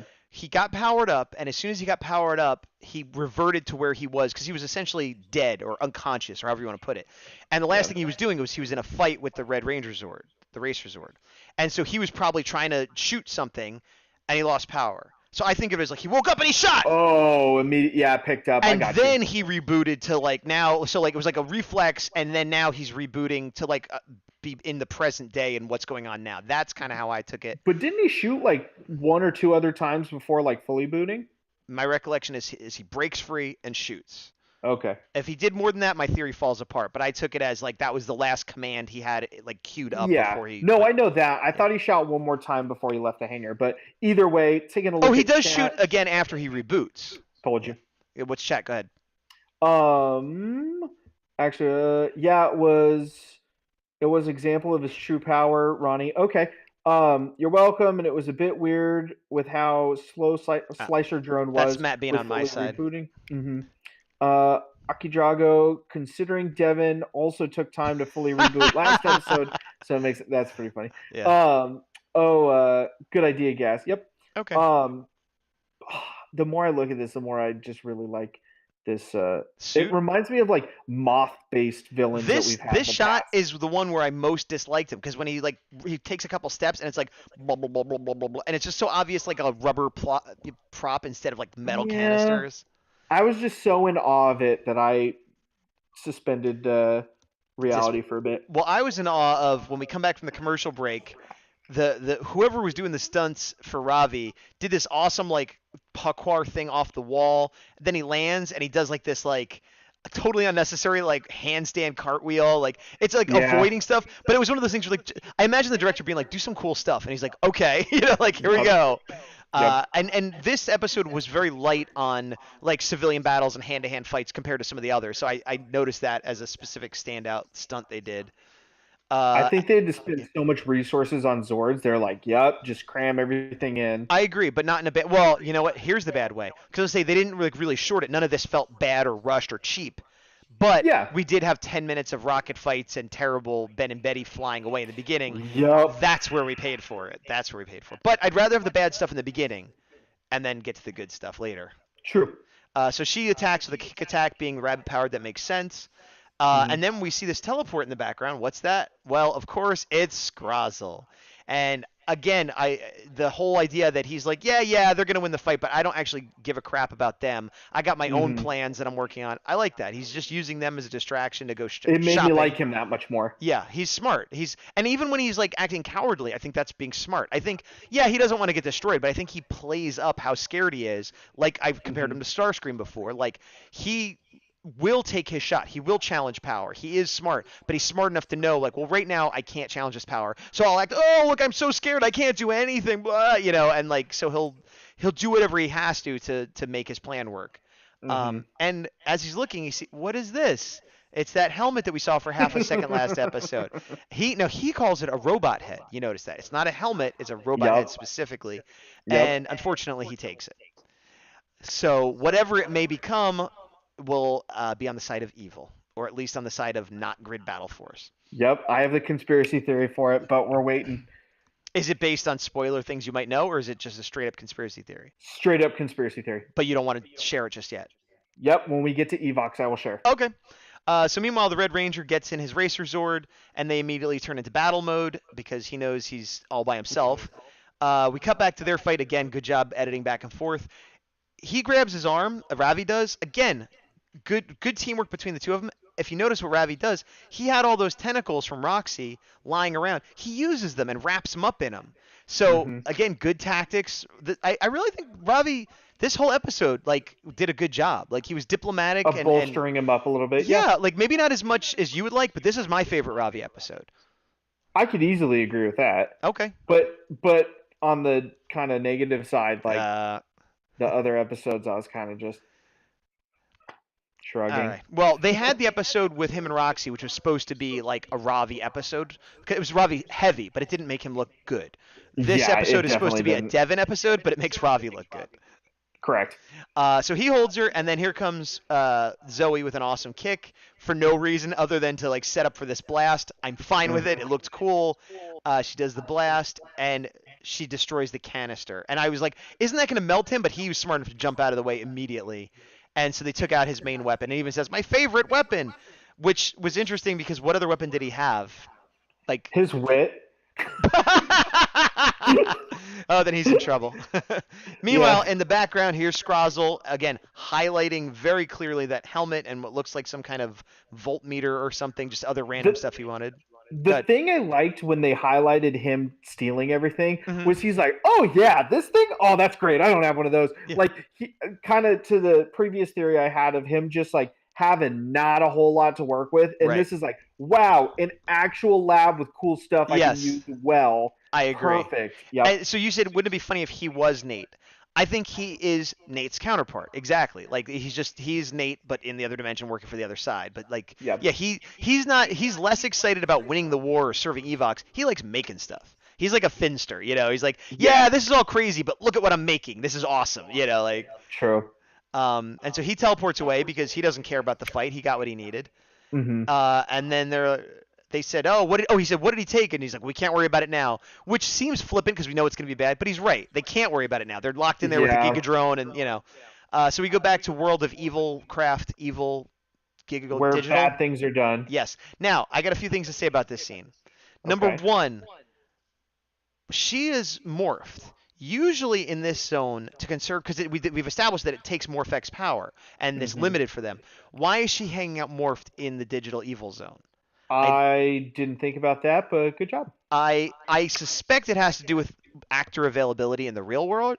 Yeah. Maybe not. But also she's reading. What is she reading? Where did she get a book? She's not a real person. She's an avatar. That struck me as very odd. I think it was supposed to be like, oh, be casual, but the whole scene just seemed a little weird. I did, however, really try to get a screenshot to see what she was reading. This was the best I could do, and it's not very good. It's like Arn, so I didn't know if it was supposed to be an Easter egg or something. Probably not. But they actually had her reading some book of something or magazine. Which also, Yeah. the more I think about it, they're living in the digital evil virtual world. They're all made of computers and data. Like Hmm. Scrozzle arguably might be a physical being, but the rest of them aren't really physical beings. Why is she reading a paper book? Even if she had interest, wouldn't she like I don't know, Amazon some Kindle I files? I hadn't an analogy, but I can't say it because it's a major spoiler for a show that we both love. Okay. But I mean, and maybe she just found it as garbage, and so she's like, no, I think because she mentioned in the Ravi Heavy episode mhm. that she has all of the memories and a lot of the attributes of regular Roxy, but none of the emotion. Right, yes. So I think she maybe had interest in reading when she was alive, Roxy, and or is just super bored and was like, all right, I guess I'll read some while my monster's doing the thing. Got to kill some time somehow. It's explainable, but it just seems odd given the type of character and the world they live in. Maybe Uh, it'll pay off later. okay, a lot of everything, if it pays off later, I'm happy. Dolly Girl said, will he be making a Frankenstein? Of some sort, maybe. I mean, everything he makes is put out of like pieces of junk usually. Frankenstein-esque, Yeah, yeah. yeah. And then Aki Dragon, I have a theory, but later. Okay, fair enough. We got a lot of theories for later. Mm-hmm. And We're so saving them. yeah, so she's like, "What? There's only two Rangers. One of them must have got away." And he's like, "Well, that's not my problem." And she's like, "Well, it's mine." So she's like, "Make a Giga drone." And it's funny 'cause she's like, "Okay, well, I'll do what you say." And Yeah, and so they make going back to the naming conventions. This is, I guess, a beta drone, which is before it gets merged with whatever. Like, another thing, yeah. yeah. So there's the beta drone. It kind of looks like a Cyclops, which we've seen before. But then Mm-hmm. he decides he's gonna merge him with Meltatron, so he sends him up. Meanwhile, we got the Racer Zord in battle mode heading over towards to open up the door. He starts Mm-hmm. slamming it with his sword, which I like that he's just like right down to business. But here comes the beta drone, which I guess now is like melt drone. I don't know if they actually Yeah. say the name, but that's what he is. One of Uh, the drone guys. Right. Oops. Sorry, I did that accidentally. He lands. I like that he lands, and there's no like where you're not gonna stage like attack. You know, there's no like Yup. monologuing. There's no No small talk, no. yeah. He just attacks immediately. And then once again, the commander's like, "Hey, Jax and Smash, you guys are some robot beast bots, but you could pilot Zords. Go Mm-hmm. do it." And this time, Jax, as before, is like, "You got it." And then Smash is like, "Okay, what are they gonna do to help?"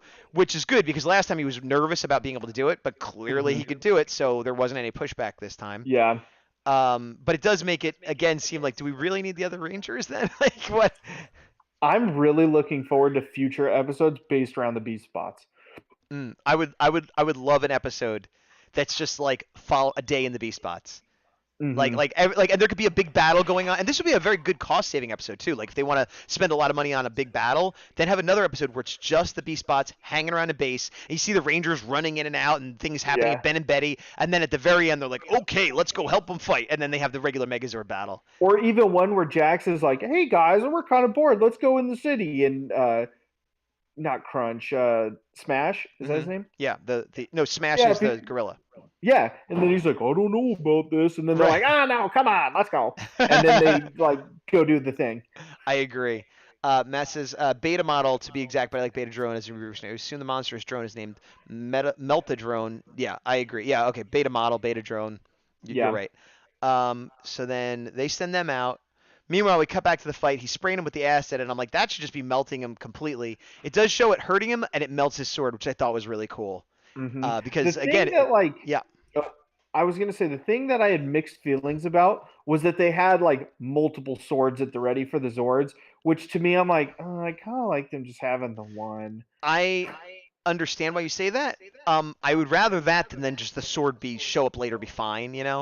Um, in earlier seasons, like Power Rangers, when the Megazord pulls down Mm-hmm. the sword, it's full of lightning and it comes from the heavens. There's a big element of magic there. Like they're robots, but it's Yeah, very like Zordon's crystal and power and the special This is very much technology yeah, I using. know. So like just like with their guns and stuff, it's like this sword probably isn't as powerful, but they've got a row of them. It's like as powerful as they could make it, which is not a unique thing. So Mm-hmm. it makes sense for this show. If it was like Samurai or something, I wouldn't like it because again, it's all Yeah. tradition and whatever. But like for the tone of this show, I had no problem with it. They have an Okay. arsenal that they draw from, just like any military would. Fair. And so meanwhile, back here, they got him on the ropes, so they do their switch combo to the more powerful gun mode, which I forget, like rifle or something they call I it. think it's cannon is this one and the other one's blaster. I'll go with that. And then they blast him, and he makes a joke as he dies. What is it? I'm melting away or something. I'm melting away. Something. Something. Again, not too much where I hated it, but once again though, they look at the explosion. breaking tradition. Like I this know. might be a regular thing. I dig it. Confirming it. Oh, Beast X Cannon was the combined name. Yep. See? thank you. I just thought of something. You know why they could look at the explosion and everyone else turns away? Because they have sunglasses. Yeah, that's exactly right. I got you. So if they do make sunglasses we could buy, we could stare at explosions all day. That's what we've learned. That would be awesome and probably illegal to have so many explosions. True, but I'll risk it. All right. So now, meanwhile, the slicer drone fully comes online. He starts firing. This is what I was saying. He does fire again, but there was that was the lag time in between. And now he starts just decimating them, and there's nothing they could do, which makes sense. They shouldn't be able to do anything other than run away. And then we cut back to the fight outside, and now Devin gets an idea, and it's a good idea. He's following his instincts, and it's doing the right thing. He's like, I'm going to use this acid to blast through the door. I like that. Yeah, I like that a lot. It works perfectly. This is some terrible CGI where they're like, oh, the door's open. Let's jump through it. And it's like, we know Rangers could jump super high, but it just looks like it's a CGI door with a CGI explosion, and then two actors like, whoop, like. I forgave it. Okay. Did you forgive this part where they're flying through the air and she gets into the cockpit of a helicopter without getting chopped in half? I may or may not have glanced at my phone when that happened. So It was. I mean, it's a trope, and it worked. It was such a. It was like a lot of bad CGI weirdness all at once. Yeah. Like, fine, whatever. But this is the one where like our previous conversations about the swords, this is the negative effect of that. It's like you can't magically go in the Zord because it's not magic. It's a helicopter. Right. You got to get in a helicopter like a helicopter. Yes. You either have a sword or have 19 swords. You don't get both. So yeah, and I'll even allow that maybe there was like a door on the side she could fly into or something. But it was like, yeah, it's like fliggering around like this, and it's like that seems dangerous. Fligger is not a real word, by the way. It could be. Aki Drago, Zoe was the one who jumped, and Ravi held on to her while she did that. Oh, is that true? Let me back up. I want to see that. Yeah, it's true. Oh, that's awesome. Although even if it was, I mean, that makes sense because she could jump better. But even if he made the jump, he has strong legs. Like I could live with that. It was more the way it looked than what they did. And that's not storytelling. That's like production. Yeah. Oh, is there more chat? No. Okay. Good idea about the sunglasses. Wicked Witch of the West. Yes, Dahlia Girl. Exactly. I'm melting. So she gets in. She starts firing. He starts attacking. Now all three of them are attacking, but there are two of them now because the slicer drone is now, and the commander says, it's fully powered and put together. I'm the commander. This is how I talk now. Once again, I'm looking. I'm like, so when can we purchase these drones? Yeah. I mean, either one would be good, but the slicer drone, which I guess they called the Gamma model, is just really cool. So they're firing back and forth. It's an all-out war. They decide, hey, we got to make the Megazord. And he looks at the communication, and then, again, just a little detail that I love, and she's on the other side. Yeah, we got to do it. So he's sort of like, yep, okay, rather than, like, I don't know. I just like that idea. Go ahead. Just acknowledging each other, like, directly. Yeah, and having it on different panels, like, this is very old school. It made me think of Han Solo and the Millennium Falcon. He's like, I'm going to set everything up. And he's like, Chewie, make the calculations for light speed while we get the Megazord ready. Like, it just, what do they do? I don't know. They look fun, and it made me think of Star Wars. Yeah. I agree. It did give that classic sci-fi vibe, which I appreciated. So this is sort of the pre-morph sequence, like where the other two Zords sort of come apart, and he stands in the middle, and this is all CGI. It's mediocre CGI. It's not the best. It's not the worst. Yeah. I think this is direct from the Sentai. Probably. I don't love it. I don't hate it, but I don't love it. It's just, I don't know. It looks weird. The pieces flying around, but I will say that what I like is, well, okay, they're advancing. Devin learns from his mistakes. He puts up the shield. Good. Yep. That's good storytelling. And while I don't love the weird trope of all the pieces just floating around the Red Ranger Zord, I do like that they show a shield and they fire on it and it backfires because very often in shows like this are like, we're going to form the Megazord. Do the legs. Here I come. And it's like, what are the bad guys doing? And they actually show, well, there's a shield that, as far as we know now, is impenetrable. So I didn't love the ricochet, though. I was fine with it. I mean, I could take it or leave it. It didn't ruin it for me. I just like that anytime they explain things like that, which is why I like RPM so much, because they explain a lot of the tropes and try to make them make sense. Hmm. So I dig that. It also reminds me of one of the few Sentais I've watched all the way through is Tokyuger. And they had a Hmm. thing when they would transform where like a line would come down, like stand behind the line, and like the enemies couldn't attack. Like, That's because kind of cool. because there's always the thing of like the enemies seemingly can't attack. So when they make it so Yeah. they actually can't attack, I like that. So while the CGI like floaty didn't please me, the force field did. And then Okay. we go into the actual transformation, which was a little bit better than the first part. Still, I'm a sucker for old school. I prefer when it was models clicking together, or Yeah. and if you could maybe mix the two. But as modern CGI goes, this is very average and it's fine. It didn't ruin anything. Um, and then we see the head. Real quick, let me check chat. I think I missed something here. Matt says I would definitely want Slicer Drone as a figure. Yeah, agreed. And then here's the part you don't like, where they get the sword and there's a whole bunch more. Would you prefer if there was only one extra sword, so it was still kind of special?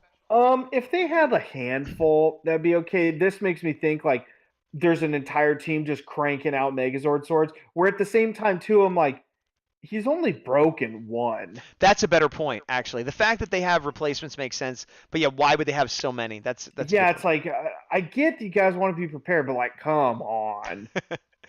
I like that when it comes in, though, pieces of the Yellow Ranger slap onto it to make it a more powerful sword for the Megazord, not just the regular Zord.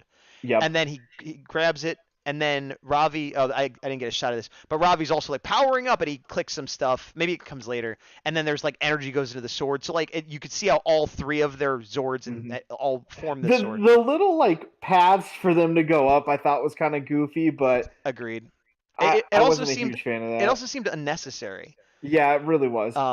Like because they don't end up in the cockpit together like in the old Megazord. Like if they, at least I don't think they did. Right? They're still No, they're in three separate right. So compartments. it was completely unnecessary. I imagine that's from Sentai, although I Yeah, don't know. same.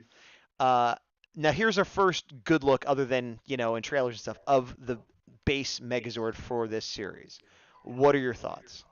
I'm okay with it. It reminds me of like a weird amalgamation of RPM and Overdrive Zords together. Overdrive's clunkiness, but RPM's color The bright kind of color, palettes. definitely. I don't hate it. It's not my favorite by any means, but I accept it. I feel almost exactly the same. It definitely reminds me of RPM with the colors. Although Yeah. I prefer it to the as much as I love RPM, I hate the Megazord and RPM. This I one I don't prefer. hate that Megazord. I prefer this Megazord over that just because the I would say Zord to Zord, I think the red individual Zord from this season is comparable to the full built RPM like base Zord, but I Um, like this one better. Side And note that then sorry, go ahead. oh, go for it. I was gonna say that's gonna be our offshoot show, Zord to Zord. Hi, I'm Gazbot Knight, and this is Bigdawg Defender, and we're here with Zord to Zord. Zord to Zord. That actually would be cool. Jungle Kind Fury versus Mystic Force. Base mode, go! of yeah, Jungle Fury.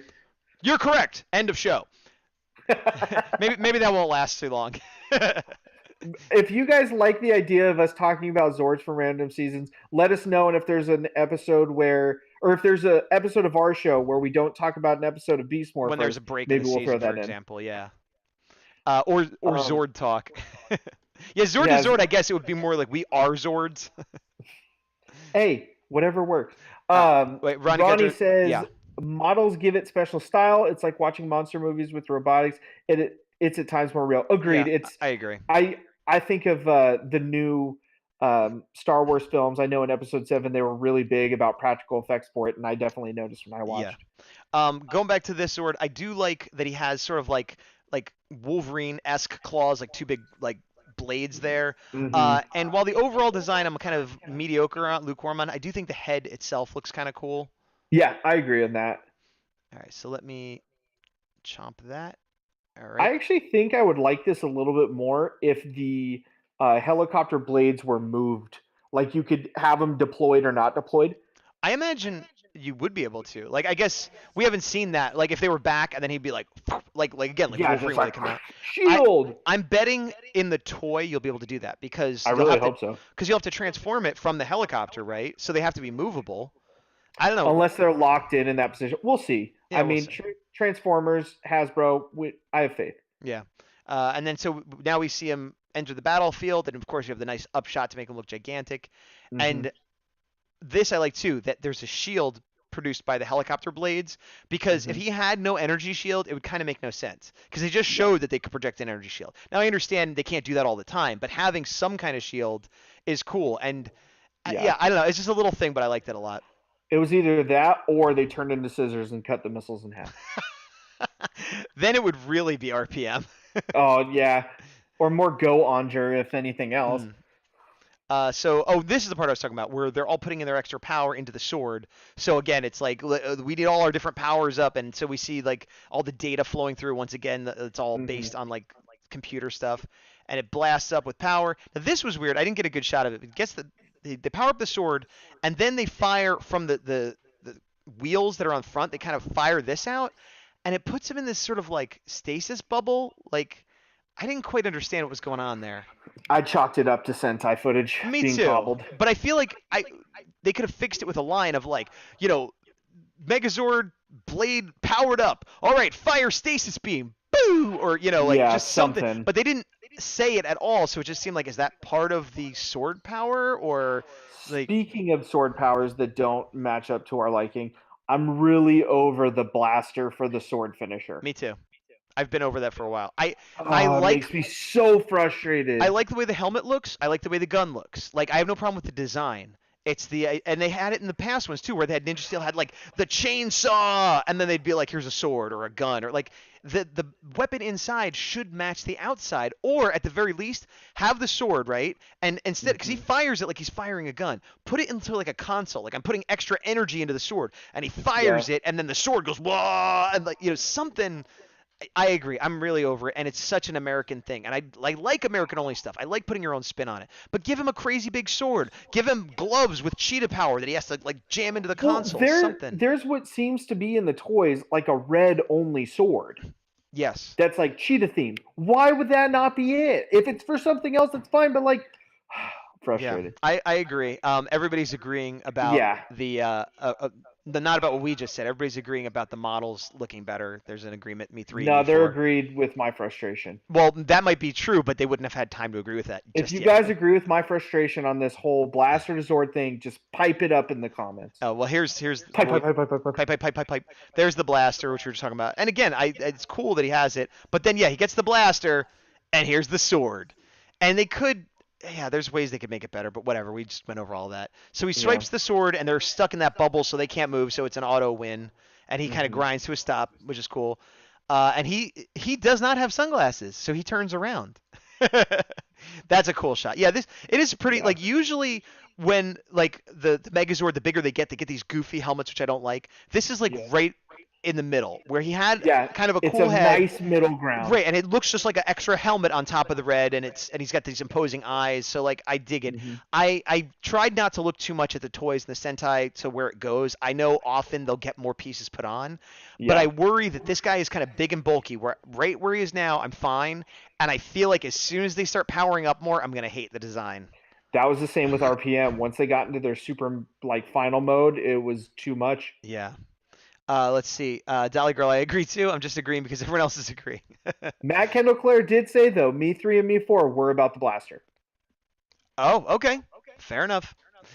You Uh, don't have to agree. If you think otherwise, it's fine. See, Aki Drago gets it. We have differences of opinion. That's why Gaz and I argue here week after it's week. true, but that was a time where we strongly agreed that that was not a good thing, the That is blaster. true. So You know what else we agree on? I The don't. name of the dark cyber dimension that bad things happen in. Yes, that's exactly right. I was gonna say, you took the Speaking words right out of of my mouth. which, please. We are here now. And oh, look at that. We got back to the dark cyber dimension where bad things happen in, and we Hmm. see our major villains, and we see Evox. Now, you had said the next time we see Evox, remind me to say something. So I'm going to remind you, Bigdawg, and I'm going to give you a one shot because I feel like you got something to say here. As many of you continued viewers know, when I'm this close, it means business. So, in this scene, Scrozzle and Evox kind of have a side conversation in front of the avatars. Like, hey, remember that thing that we're totally not talking about? Well, the stuff I got today will totally help for that. They're like, what? No, don't worry about it. We're definitely not talking about a secret project to totally undermine you guys. So, what I think it is the helmet that they have is going to be for the base for Scrozzle and Evox to be Evil, Silver, and Gold Rangers. Okay. So you Mic think drop. that Scrozzle is going to become an evil ranger and Evox is also going to become an evil ranger. I think that's how they're going to get him into the real world. Hmm. And how long that lasts, we will see. And similar to other seasons, if they have to be in that body and that body's compromised or turned good or whatever it happens to be, maybe Right. then it's put to. Actually, one thing that would be cool is I like how you follow, interrupted yourself right there. yeah, following the trope that you like is if Evox is in the Ranger body, they turn Evox good, then either super season or however they do it, a new big bad comes in, and Evox and Scrozzle have to fight the big bad.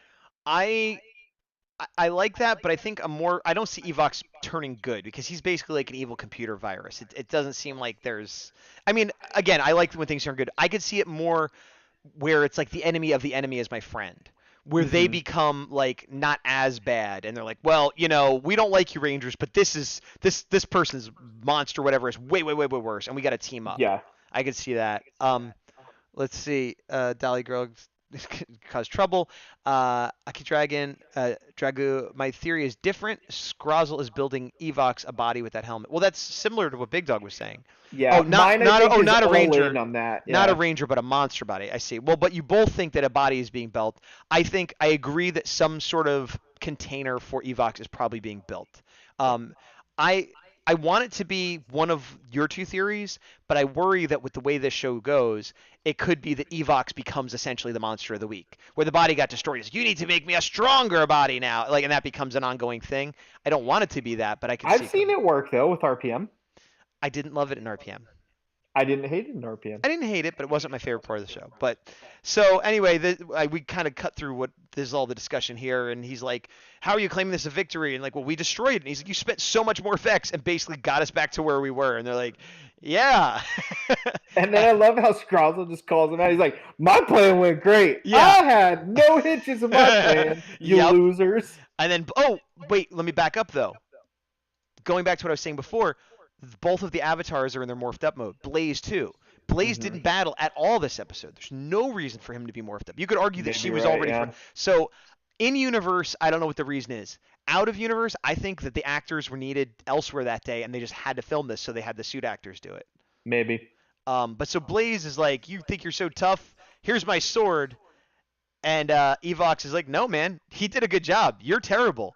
We'll replace you if we have to." Which again, the division in teams, Scrozzle, showing, his, if not loyalty to Evox, at least his ability to play to Evox. One thing, okay, I may have found an in continuity reason why they're morphed up. Oh, okay, go for it. I think because of the threat with the sword and other little things like that, and him getting blasted, maybe they don't want Evox to blast them unmorphed, and that's why they want them to have the protection of being morphed, so it doesn't seem as potentially violent for kids. Maybe. Oh, well, wait. Okay, you started talking about an in-universe explanation and then crossed over to real world because the The in violence. universe was Yeah. him being like ready to roll and either go out on a new mission and or that way he can then like pull out his sword, threaten Scrozzle, do something of significance. I think the whole less violent for kids, maybe not. Okay. I think you also like kind of, I was with you, and I think you kind of over-explained the explanation. Like, I Maybe. think Blaze got shot. They now know that like Evox might be attacking them and isn't happy with them. So even if it Mhm. costs a little extra more effects, they feel more comfortable being morphed up because they're more protected. That to me, that's the whole explanation. That's good enough. Okay. Everything else is like, maybe not. Do we want to argue this point? But like that base point of they no longer feel secure there, fine. That works for me. One thing Aki Drago mentioned, my Yeah. theory is that Blaze was searching for the base, but Roxy was the one who found it, or it could be that he was getting more effects while the Rangers were busy. Also fair. Except if he got more effects, he would have said, "Well, look at the more effects I got," and he never did that. So if that was his mission, he failed. I think he's solidifying in his theory that Blaze is the worst of the two. I mean, I agree, but I wouldn't put it that way. As often, I'll say he is my least favorite, but that doesn't mean I don't like him. I just like Roxy more. It's in the immortal words of Ricky Bobby: if you ain't first, you're last. Roxy's first, he's last. Where's Scrozzle? Different category because his plans go off without a hitch. Okay. So they skulk away, and that's sort of the end of that whole thing. Then here come blindfolded Betty and Ben, and look In how, different clothes this time. yes, look how happy Zoe is. I didn't notice that before. She's like, and And Ben is so not feeling it. He's like, "What? no, yeah, well, they're Where do like, you we're like?" busy, we have things to do, and yeah, which I like too because they're not like we're desperate to be friends with the cool kids. They're like, we got our own stuff going on. What is this? We don't have Yeah. time for this. And then these two are getting along now, working on it. We don't see it, but they're working on the rocket off screen. Boom, Mm-hmm. the rocket is completely fixed in perfect condition. What I found interesting though is they helped him out. They're like, we don't want you to get in trouble with your dad for wrecking his rocket. We fixed Yeah. it. Wouldn't the prudent thing to do be like, here's the rocket, go put it back, give it back to your dad? But they're like, let's launch it again. Even if it goes well, it just seems like why risk it again? I guess they took it as we took it from our dad and we're not going to get in trouble. And they're like, all right, let's have fun then. Let's see. Matt says, I don't mind Blaze. I just think he's too much of a consistent jerk. But regardless of that, I like Roxy better than him. Fair enough. I Uh, like both, but I agree with what you're saying, Matt. yeah, it's a fair point. I just a lot of times saying like I like Blaze, so saying he's like the worst of the two is not inaccurate, but it sounds terrible. I know that's why I do it. I love to just make you do your Uh, well, yeah. saying Roxy is my favorite. Roxy's my favorite. That sounds fine.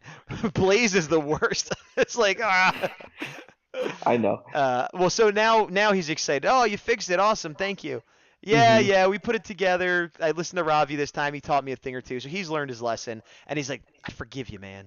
A little bit of, everything's he says all forgiven, all good. No? What? What's wrong? What? He's so monotoned all the time. I don't I'm know what. trying. I'm actively trying for him to do something that I really like, and I've defended him this He episode. did But so much good stuff this episode. All right, whatever. I know, but I don't want to talk about it anymore.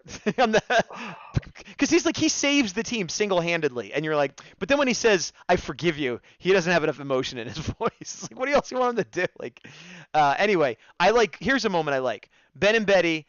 Ben has it, but he grabs her hand, like teamwork, buddy. Like they do it together. It's kind of a symbolic thing, but it's just a nice little like brother it sister was a good moment. touch. Yeah. And then it launches, and it launches perfectly. So that's cool. But they will have to go find it later, and there will be strings because it has a parachute. And then we cut to everybody just like, woo, it worked. How much fun. We're all getting along. So once again, didn't end on the comedy. The comedy was all up front. Yeah. And that's Beast Morphers episode 6, which started off really bad and ended up pretty good. Yeah. First introduction to the Megazord had some good moments there. I don't know. What are your thoughts overall? Um, kind of as we touched on, some areas I really didn't like. Other areas I defended and or liked better than I normally would, like in a Right. bubble, Sure. especially when it came to Ravi stuff. But I would say if I'm thinking more about the stuff I didn't like, I'd say C plus. When I factor Hmm. in the stuff I did like and the potential for the future and keeping that hope alive, I would say B minus or a B. I would go B minus as well.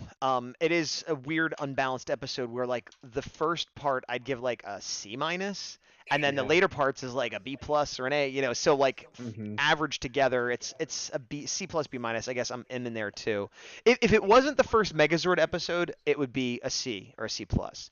But Yeah. because we also got the excitement of the first Megazord, that brings it up to a B minus. I think. And they explained it a little bit better of like, this Yeah. isn't incredibly easy, even though we kind of made it look easy, but Right. it's not. Well, I take that as like kind of like anybody who plays guitar or whatever, you train forever to make it look easy. Now that you've got it, it wasn't easy to figure out, but now that you could do it, it becomes easy, relatively speaking. Yeah. Aki Dragu says it's cool that everyone makes up colors of the MMPR team in the last shot. Let me go back to the last shot because I did It not was notice that. white, gray, pink, yellow, blue, red. Well, gray would be black. So yeah, that's Yeah, that's a good observation. That's really cool. I wonder if they did that on purpose too. maybe. Yeah, that's a good call. Totally did not notice that. Well Pretty done. interesting. Well spotted, as the English might say. Um, Um, yeah. so we're kind of coming to the end here. We once again went almost 2 hours. Like, man, we are not capable of doing this quickly. We uh, can't do it as comedically, I guess, quickly. true. Well, and I remember in the beginning you're like, well, these took a long time because it's like the first episode, but eventually we won't have as much to say. We got a lot to say, but I will say we're wrapping up. If anybody has any last minute questions or comments in the live chat, throw them out. Hmm. Suggestions for the future, throw them out. This goes too if you're watching it later on YouTube. Questions, comments, suggestions, throw them in the chat. We always love to hear about it. Yeah. And I want to say thank you to everybody that is watching live. Thank you to Thank everybody you that's very watching much. recording. Thank you for the hosts, the follows, everything like that on Twitch is great. Hmm. We do this every Monday at 5 o'clock Western U.S. time. That's California time. And we usually go for an hour to 2 hours. And then we rebroadcast it either late Monday or early Tuesday on YouTube. And right now it's just a once a week thing. Like I said, there's a few other things in the works that, nothing coming super soon. If you're interested in me making a Facebook fan page for the show, let me know that too, because I don't know if there's demand for it. If there is, I'll make it. But if not, why waste my time if nobody cares? Hmm. But let me check chat, see if anybody has any last minute stuff. Dolly Girl says thank you. Well, thank you, Dolly Girl. But otherwise, yeah, I think we could wrap it up. So if there's anything you wanted to say it in the YouTube. I'll put the link up again for those that need it. And if you were Yeah. just lurking, that's fine too. You don't always have to chat. Just being here is nice. We felt your presence. Yeah, we love chatting with you guys. So obviously, really like the interaction in the chat. Loving seeing the YouTube comments, especially in weeks past. So keep it up, Yeah, and we'll keep on seeing you guys. yeah, sounds good. And thanks, Matt, and thanks, Aki Dragu. And may Yeah, the power protect you. You're not gonna take it say. easy. You're not gonna say. Just gonna. I'm gonna protect him with power, and you're not. I'm gonna be here talking smack about Robbie. No, let the power protect you guys, and we'll see you next week. All right, take it easy.